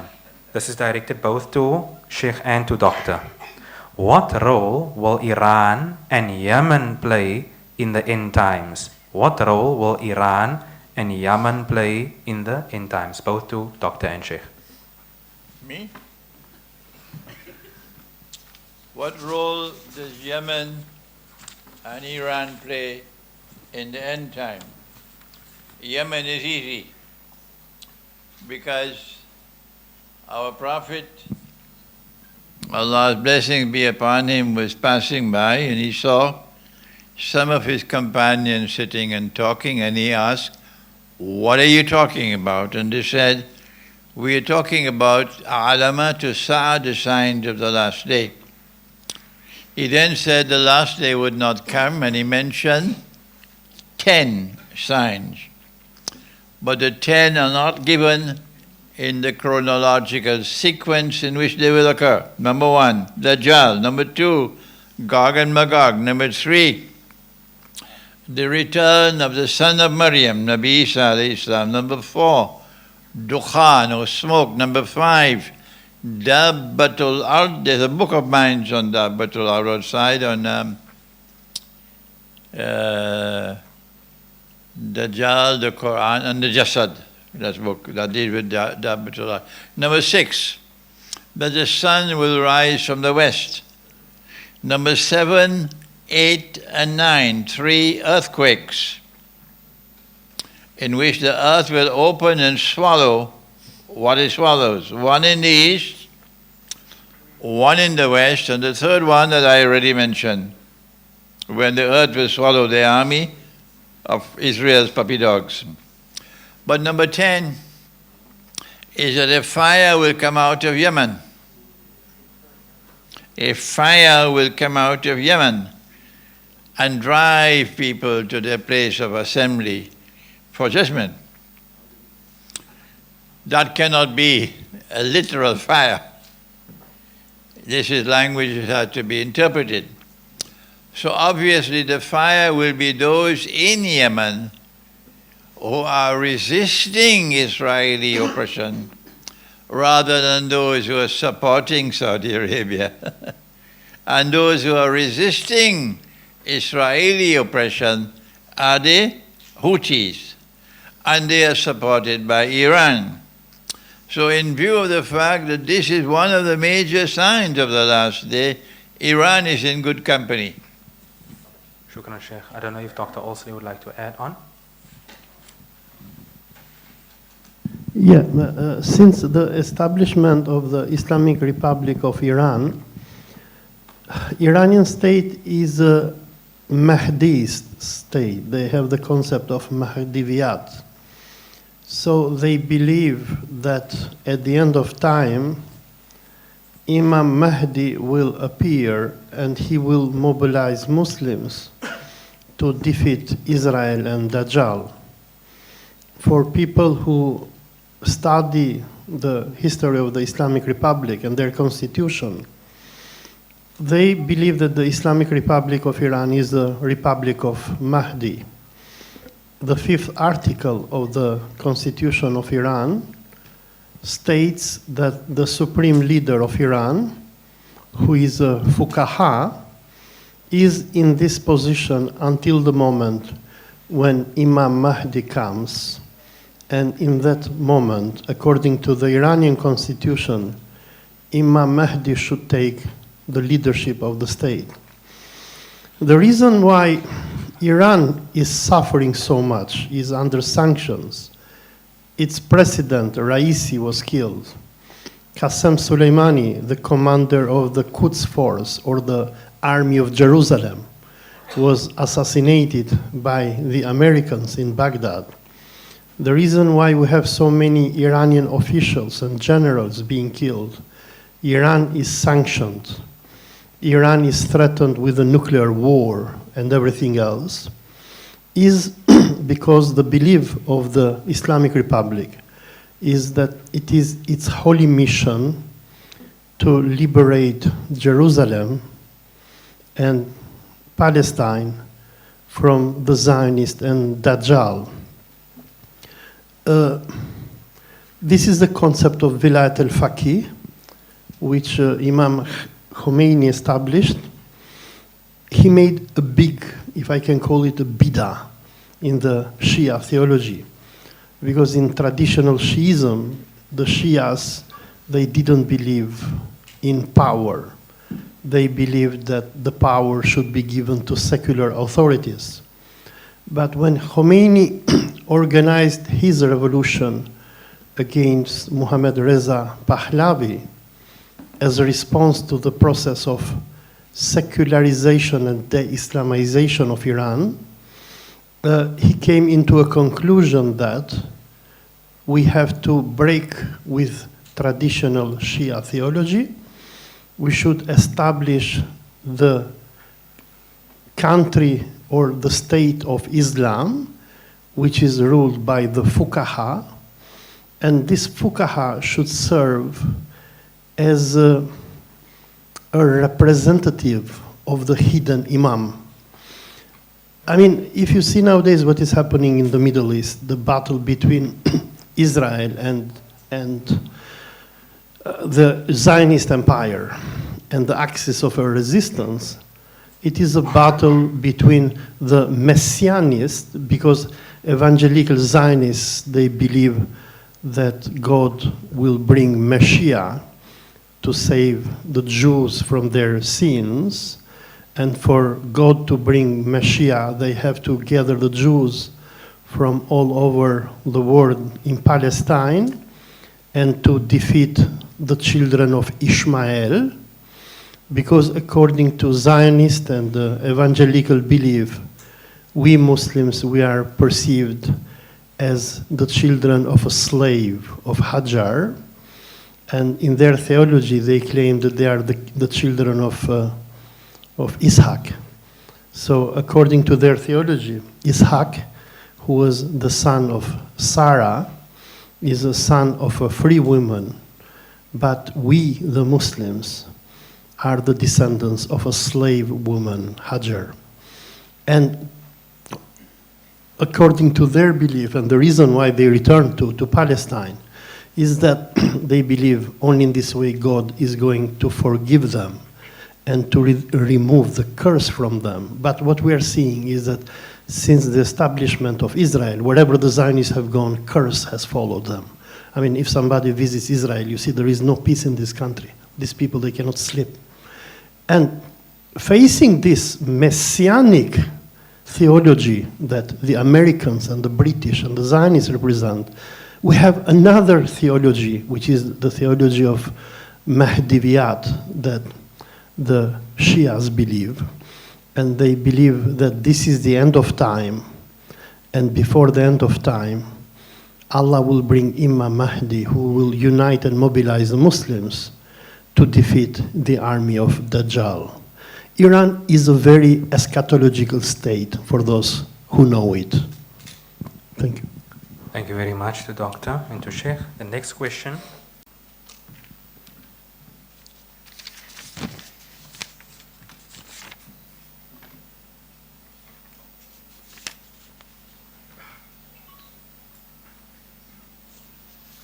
Palestine will be free only when Mecca is free. Our Prophet, Allah's blessing be upon him, prophesied that a Muslim army will march from Khorasan and it will be unstoppable, meaning not even Donald Trump can stop it, until it reaches Jerusalem. When that army reaches Jerusalem, then Palestine will be free. Khorasan, at the time of the Prophet ﷺ, comprised a large area of territory which includes today's Iran, today's Afghanistan, the north of Pakistan, and the republics north of Afghanistan. The republics north of Afghanistan don't play any strategic role in the end time. But yes, Iran does, and Afghanistan does, and the north of Pakistan. In fact, Pakistan is the only nuclear power in the Muslim world today. At this time, the army is ready to march. But even though Iran is free, and Iran is ready to march, and Afghanistan is free, and Afghanistan is ready to march, Pakistan is not free. No.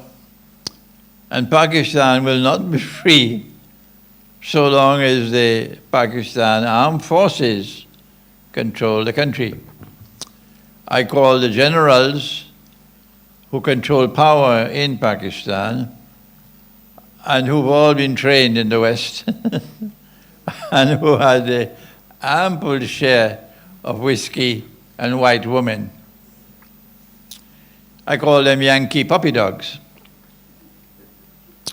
because they want to be on the side of NATO. But the Pakistani people do not want to be on the side of NATO. And that's why they have Imran Khan in prison. He is by far the most popular politician in Pakistan today. And they have to rig an election to keep him out. So yes, the army will march to liberate Jerusalem whenever Pakistan is free. And then you'll have all three. You have Iran, you have Afghanistan, and you have Pakistan, and then the republics north of Pakistan, which constitute ancient Khorasan, will give us that army which will liberate Jerusalem, inshallah. Shukran, Sheikh. The next question, by the way, that answered 3 other questions here. What Sheikh said just now, that would have answered 3 other questions pertaining to where the Muslim army will come from to liberate Constantinople. I'll go to the next question before I hand over the rest of the questions. The next question, Sheikh, this is to Doctor. Why does Saudi Arabia do nothing for Palestine or other Muslim countries for that matter? Is it because they are descendants of Jews? And how will Israel get Saudi Arabia as part of Greater Israel? That's to you, Dr. Osley. Well, people have to read history and to understand who created Saudi Arabia.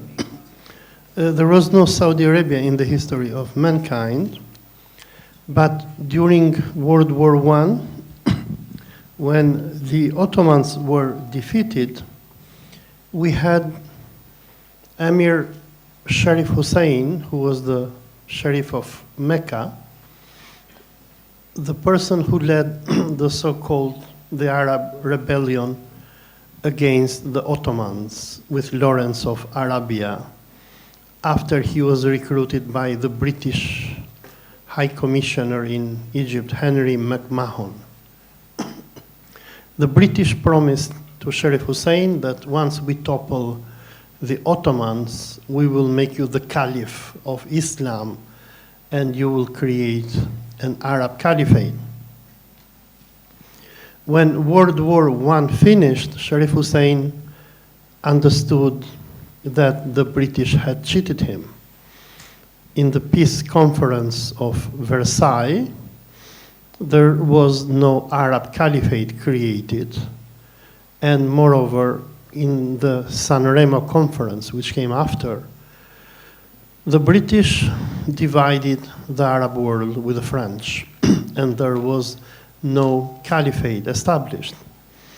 And after the Sanremo conference and the Paris or the Versailles conference, the British went to Sharif Hussein and they asked him to sign the decisions of these two conferences, and in exchange they promised to him 30,000 pounds, which was big money in the time. Sharif Hussein refused this, and on March the 3rd, 1924, when Ataturk abolished the caliphate, Sharif Hussein came in conflict with the last Ottoman Sultan, and with his blessing, the last Ottoman Sultan, Mehmed VI, sent him a telegram and appointed him as the next Caliph of Islam. Now, look, nowadays we claim to be Sunnis, but according to classical Islam, we're not. We're Protestants. What is the difference between a Catholic and a Protestant? A Protestant is someone who has no pope. A Catholic, for those who know Christianity, is someone who has a pope. And Sunni Islam, since its creation by Abu Bakr, was meant to be that part of Islam where Muslims had their leader who was the caliph of the community. And Sunnis from the time of Abu Bakr to the Umayyads, to the Abbasids, and to Ottomans, always they had a caliph somewhere, even though this caliph could have been, probably he was not a very pious person, still the idea that we have a pope was always there for Sunni Islam. During the late years of the Ottoman Empire, Sultan Abdul Hamid and the great Muslim intellectual Jamaluddin al-Afghani, and you have even in India the Khilafah movement, they propagated a lot the concept of the caliph. The caliph as the leader or the global leader of Islam. Abdul Hamid, he even co-opted a number of Shia ulama, mullahs, who were propagating during the era of Qajar Shahs in Iran, the concept that the Sultan of Istanbul is the leader, the global leader of Islam and the caliph. Now, I want to come to Saudi Arabia. So what happens in March 1924, when Ataturk officially abolishes the caliphate, Sharif Hussein declares himself caliph. And this thing alarmed the Zionists. Now, what the British had done is that while they didn't give the Arab caliphate to Sharif Hussein, he was recognized as the king of Hijaz. So there was a kingdom into what we know nowadays as Saudi Arabia from 1916 to 1924, known as Al-Mamlaka Al-Hashimiyya, the Hashemite kingdom of Hijaz, which was in the cities that we know like Taif, Mecca, Medina, Aqaba, and what have you, Western Saudi Arabia. Now, when the British learned that Sharif Hussein is not obeying to them, they order the Sultan of Najd, Abdulaziz bin Saud, they go and give him money, they even gave him tanks, and they told him go and attack and destroy the kingdom of Hijaz. In December 1924, with the support and money of the British, he attacks Mecca and Medina, and the kingdom of Hijaz came to an end. And from 1924 until 1930, after Abdulaziz will unite the kingdom of Hijaz officially and the kingdom of Najd, and it will become Saudi Arabia, the Saudi state was supported by the British. And for those who know the history of Saudi states, we have 3 Saudi states. The first one, which took control of Mecca and Medina in 1805, and they declared the Ottoman Sultan to be a kafir, and all Muslims who were not Salafi, Wahhabi were declared to be kafirs. And the Ottoman Sultan, he had to send, to order Mehmet Ali of Egypt to send his son Ibrahim and Tosun Pasha to invade Al-Darija and to destroy this Takfiri state. So in its origin, the Saudi state was created as a Takfiri state that stood against the Sunni Islam, which was the Ottoman Caliph. And then from 1924 to this day, the Saudi state, for those people, I don't have the laptop now connected, but there is a very nice video by Muammar al-Gaddafi, you can see that, when he once told to one of these Saudi kings that you are created by the British and you are protected by the Americans. So this state was created as an agent against the power of Islam in the world of Islam. Like the Sheikh said before, that Saudi Arabia is the sister of Israel. He's very, very correct. Today, the 3 holy mosques of Islam are under occupation by non-Muslim powers. And the mission of the Saudi state, since its creation, has been not to allow the establishment of the caliphate. Maybe some of you might be surprised about what I'm saying, because most of us here, we were born in an era when there was no organized Sunni Islam under a caliph. And as I said before, most of us were like Protestants here, okay?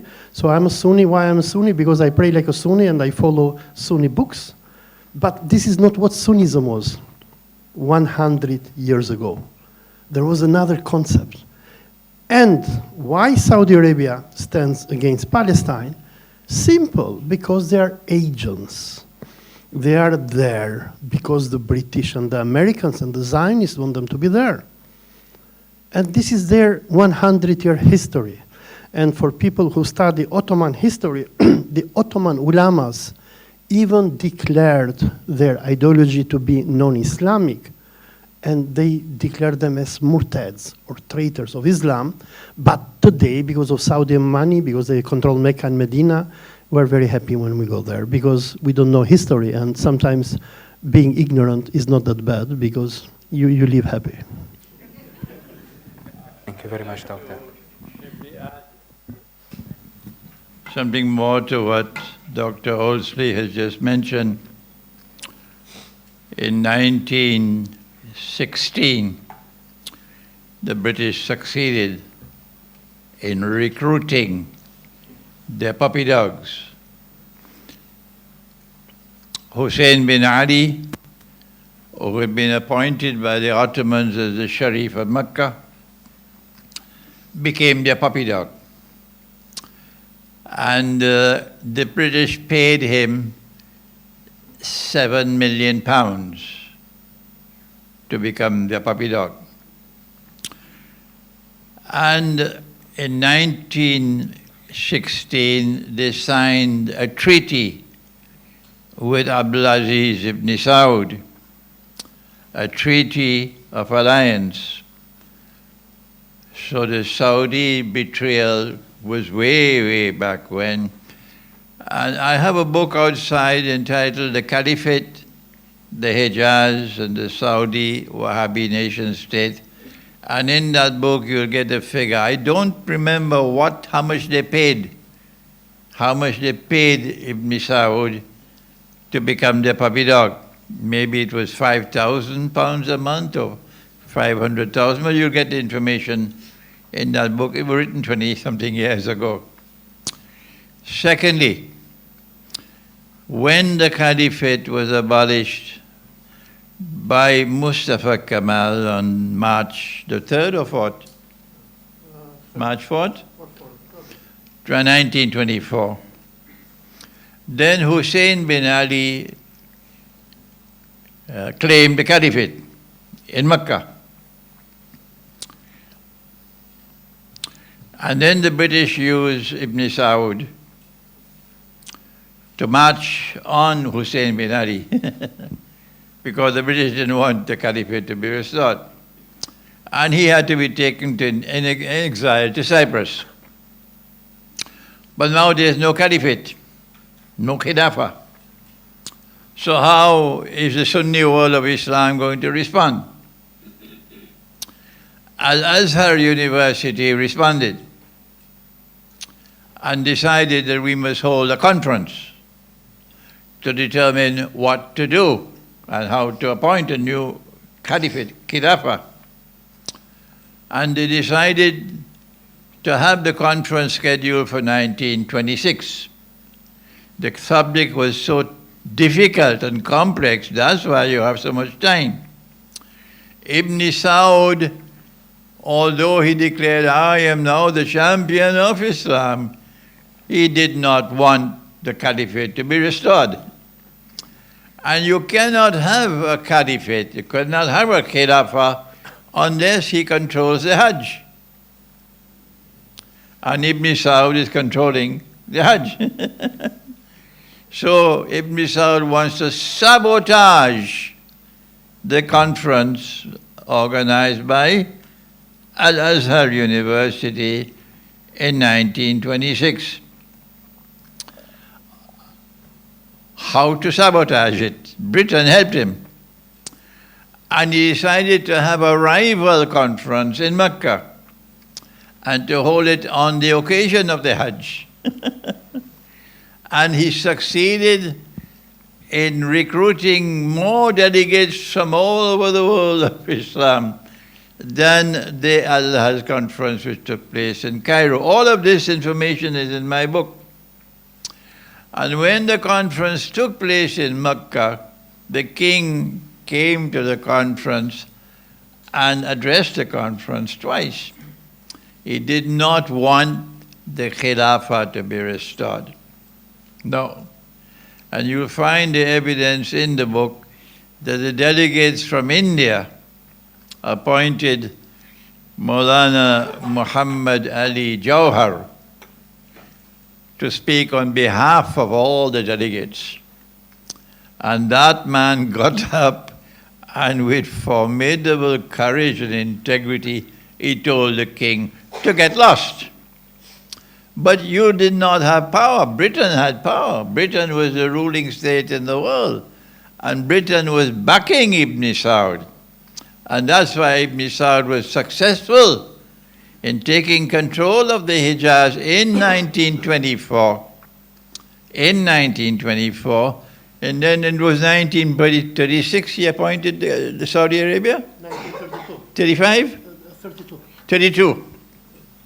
The kingdom of Hijaz and the Sultanate of Najd were joined together in 1932 to create the kingdom of Saudi Arabia. And Ibn Saud met with Roosevelt in the Suez Canal area. The American warship brought the American president into that Suez Canal area. And Ibn Saud was taking an American warship to meet with Roosevelt to compact the seal, the alliance. So that's why I said Israel and Saudi Arabia, sisters. Shukran to Sheikh and to Doctor. This is the last question that I will pose because it directly relates to the topic, and then Uncle Fakhri will take over. I would like to indicate to everyone that inshallah we will be concluding within the next half hour. So after Uncle Fakhri is done asking the next set of questions. The checkmating of Gog and Magog is not going to take place over one day. No, it's a slow motion checkmating, and it has already commenced. And that is that Gog and Magog are not capable anymore of inflicting a defeat on Russia in Ukraine. The checkmating has already commenced, and one of the reasons why Assad was sacrificed was because Russia wants to complete the checkmating in Ukraine. And it's going to be very interesting 2 days from now when Trump takes over in Washington, because he has a promise to the American people. We've been boasting, I can solve the problem in 1 day. So if he does not show, as soon as he becomes president, any interest and any effort to try to bring about a ceasefire in Ukraine, the American people are going to turn against him so fast, maybe faster than Federal Express. But Trump is going to try to, it's called elbowing, the way a bully operates, elbowing, to try to elbow his way with Russia, because Trump is the ultimate con man. And when he attempts to elbow his way with Russia, he will find, to his surprise, it's not going to work. The war is going to continue until Russia defeats Ukraine or Ukraine agrees to submit to Russia's demands. Either one or the other, it is already checkmate. So the checkmating of Gog and Magog has already commenced in the region of the Black Sea.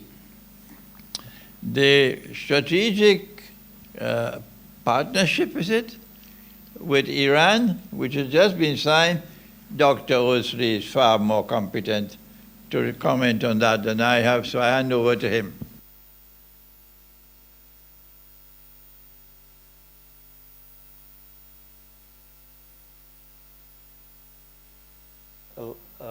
Agreement that was signed between Russia and Iran. Yeah, should I comment on that? Yeah, I mean, the agreement, there was a strategic agreement signed between Russia and Iran, but is mainly an economic agreement. Russia, now that is isolated, it needs Iran to face what we can call in classical historical terms as the continental blockade. We know in history of wars that Europeans had fought with the Russians. They have historically put sanctions on Russia, and this is not the first time. And because Russia now is looking towards Asia, they need access to the warm waters of the Persian Gulf in order to export their products. But the agreement was not a military one, it was not a political one, something that has disappointed the Iranians, because Russia has another agreement with Belarus where it has undertaken the responsibility to defend Belarus in case of a war, but they didn't do this with Iran. We don't know what is the reason and what is being played behind. Thank you very much. Assalamu alaikum. So I've got to take over. Maulana, to both of you, the question. There are answers and actual possibility.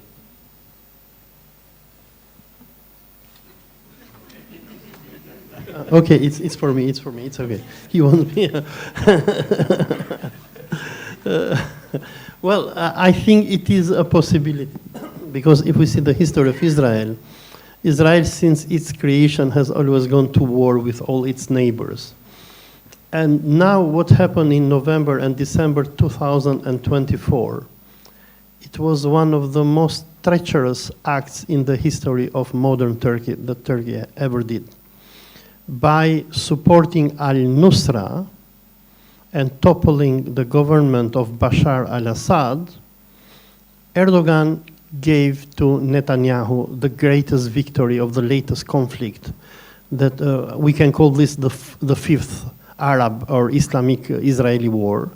And this was the longest war in the history of Israel. It was for 15 months.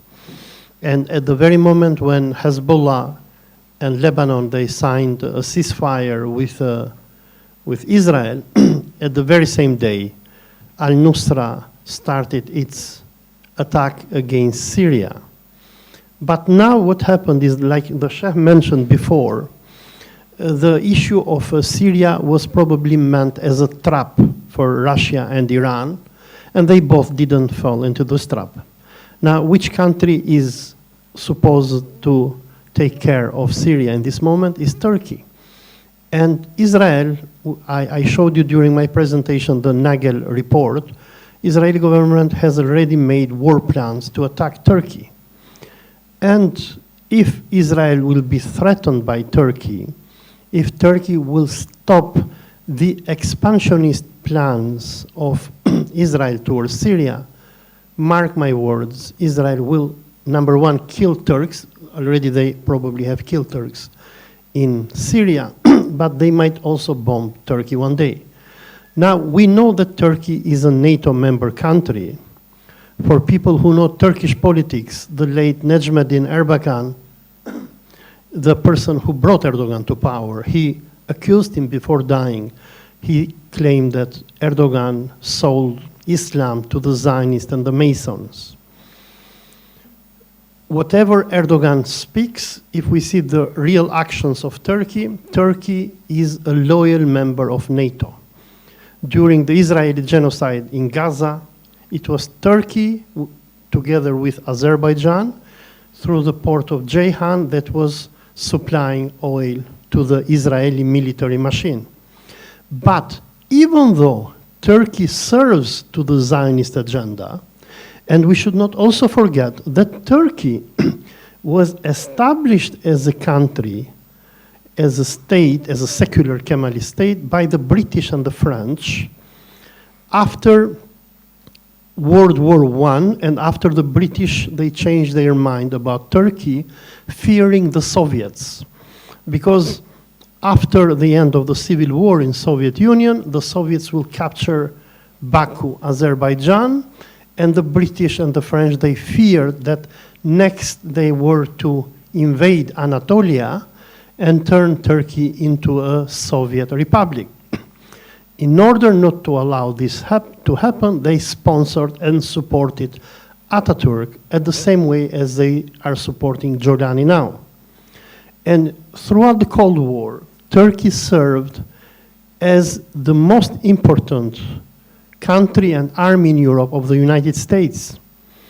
But even though Turkey serves to NATO and to the Zionist alliance, we know what the Zionists have done in the past. People like Saddam Hussein. He was an American agent. He served to them during the Iran-Iraq war from 1980 to 1988. But at the first moment that they don't need you anymore, they come and kill you. Simple. And the predictions by the Shah that before the day of Qiyamah, Istanbul will be taken, we might not be surprised if it will be NATO which is going to invade Istanbul. And we know already that in 1915, during the War of Gallipoli, the British and the French, they tried to capture Constantinople, but they failed thanks to the German military support for the Ottomans. But they invaded Istanbul in 1918, and Istanbul was under military occupation by the British, the French, the Greeks, and the Italians until 1921-22. So we might not be surprised that if Erdogan does not obey to them, Israel might go to war against Turkey, but most probably Erdogan will do nothing, because for people who follow Turkish politics, you probably know what happened with the Mavi Marmara flotilla, which went to break the Gaza blockade. Israel killed many Turkish sailors, and Turkey did nothing. So they might bomb Turkey, and Erdogan might say, okay, sorry, I'm backing off. Yes, indeed. Maulana Imran, what role will China and the Uyghur Muslims play in the end times? So is there a link between that? My view is that there are two alliances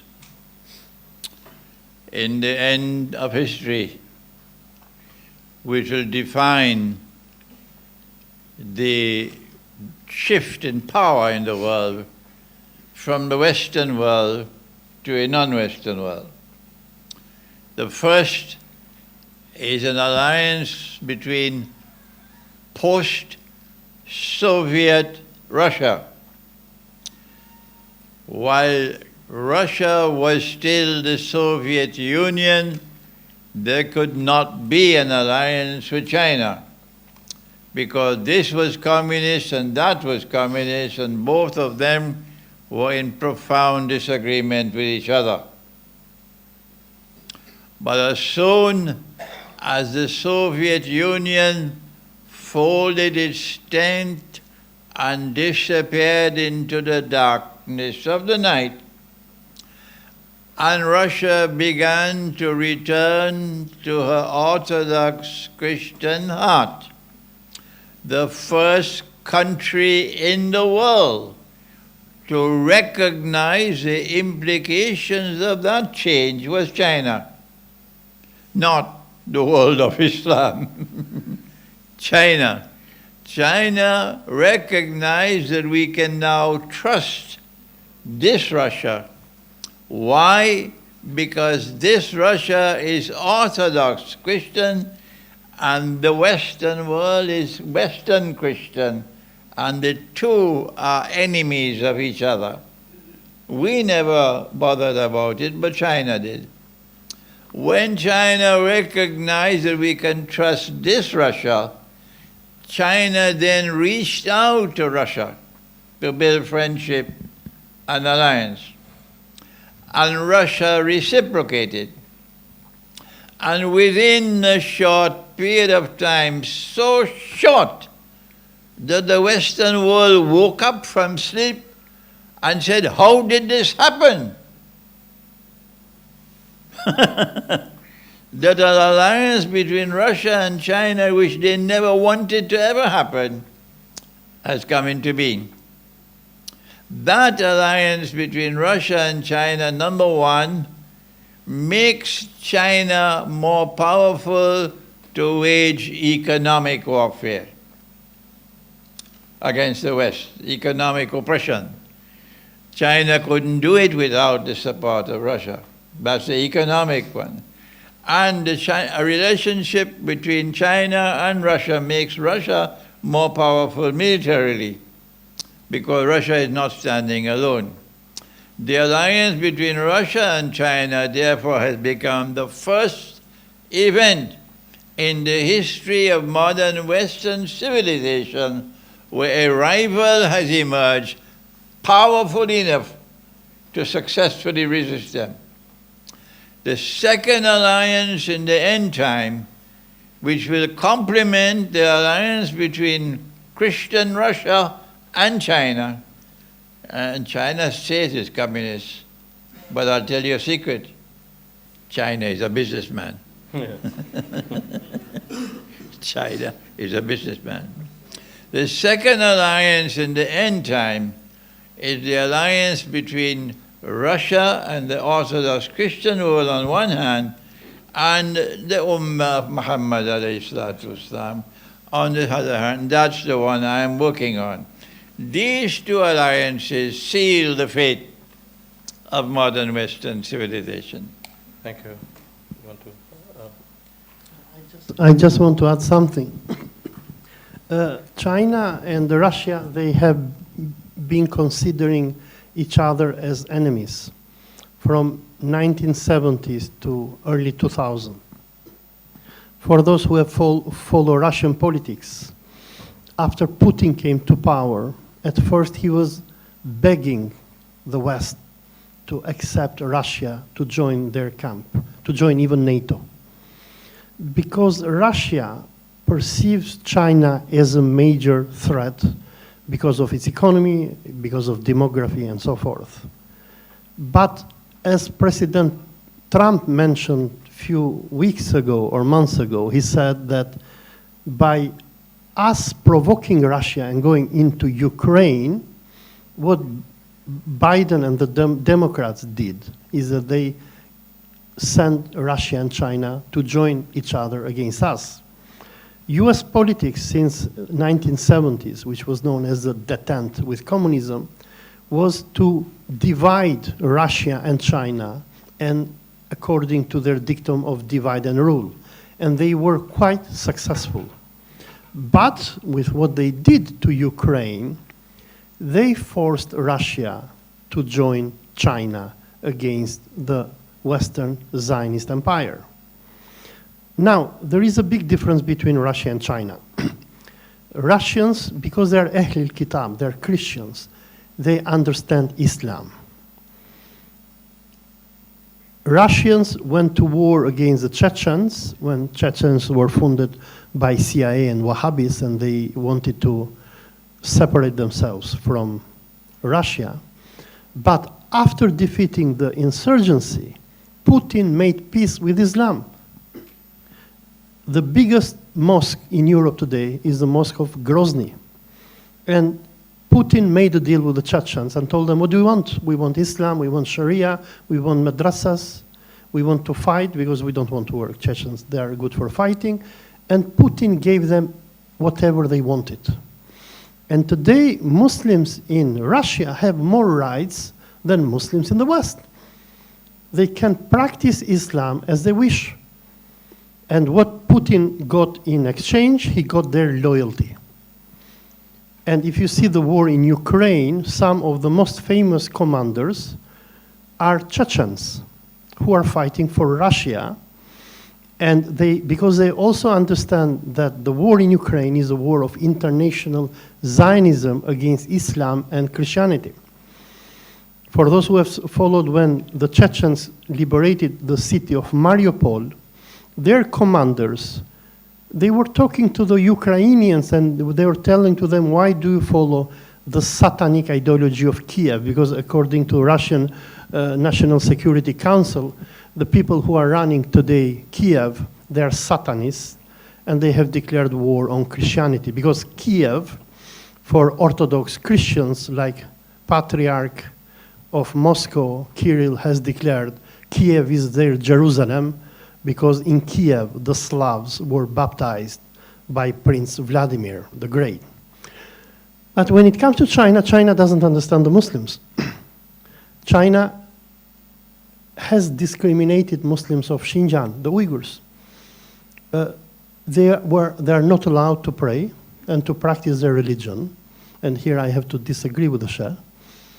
They have brought a de-extremification regulation in Xinjiang, where if you wear hijab, if you leave a beard, if you pray janazah, if you pray in a mosque, at least in 2019, when I visited Xinjiang, you are declared an extremist, you are arrested, and you are sent to a detention center or vocational training center, where they force you to reject Allah, to eat pork, and to pray Xi Jinping.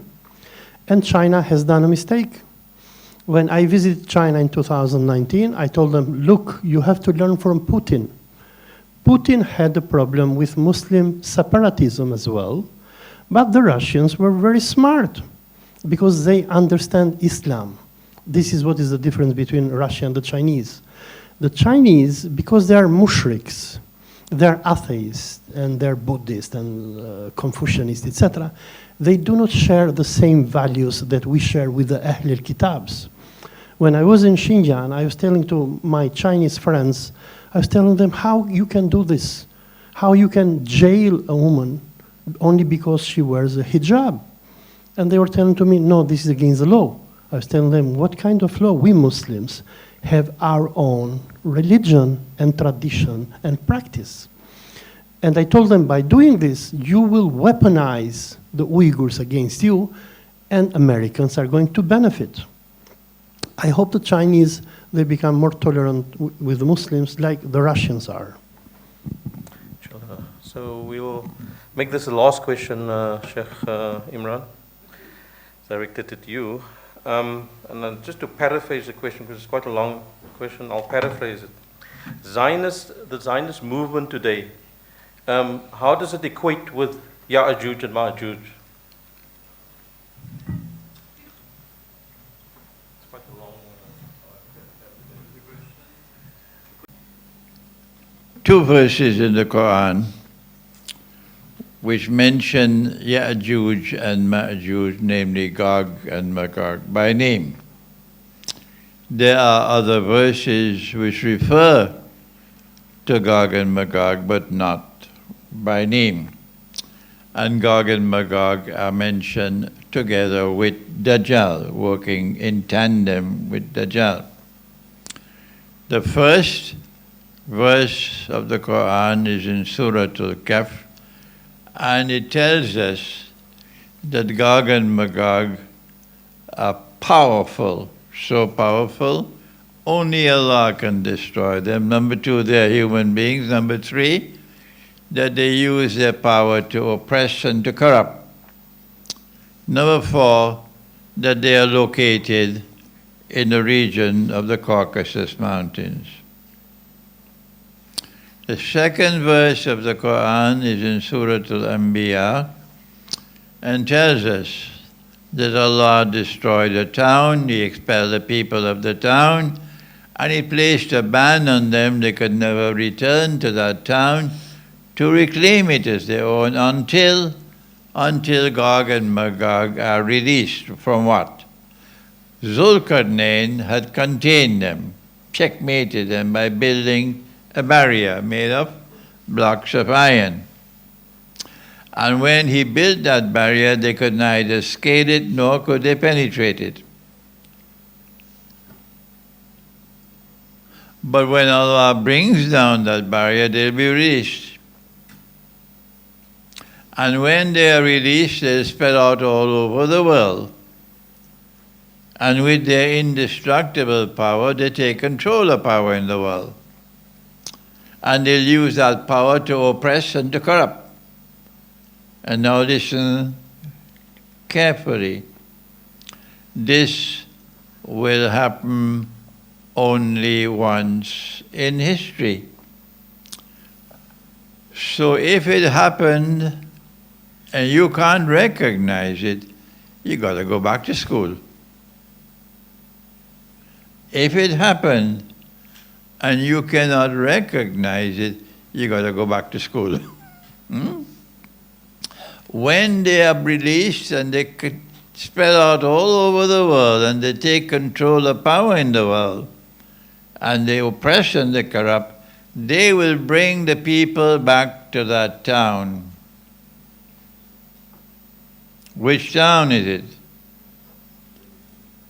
Allah's Messenger told us, alayhi salatu wasalam, He said that Gog and Magog will be destroyed by Allah in Jerusalem. I don't know if the rabbis know it, but we know it. And so the town is Jerusalem. So the Quran is saying that Allah destroyed Jerusalem, expelled the Jews, placed a ban on them. They could never return to reclaim Jerusalem as their own for 2,000 years. But when Allah released Gog and Magog, and they spread out all over the world with their indestructible power, Gog and Magog would bring the Jews back to Jerusalem to reclaim it as their own. Has this happened as yet? Yes, it has. Who brought them back? Modern Western civilization did it. And therefore Gog and Magog are those who control power in the modern West, and also those who control power in Israel. Now then, in Surah Al-Isra of the Quran, Allah speaks about the Israelite people, and He says that they will commit fasad on earth twice. Fasad, that which corrupts to such an extent it can destroy, And Allah has reserved the most terrible punishment of all for fasad. But why has the Quran said twice, when both occasions have already occurred before the Quran was revealed? So what happened to this third one now, which is happening now? Why does the Quran say two when there are three? That's the question. Answer: the first and the second were Banu Israel, but the third is not Banu Israel. That's why he says two. The third one is Gog and Magog. Those who control power in Israel today are not really Israelite people. They don't have any genetic link with Nabi Ibrahim alayhi salam and the Israelite people. They are not Banu Israel. They are a European people who embrace Judaism. And they are the Zionist movement, comprised of Jews and Christians. Okay?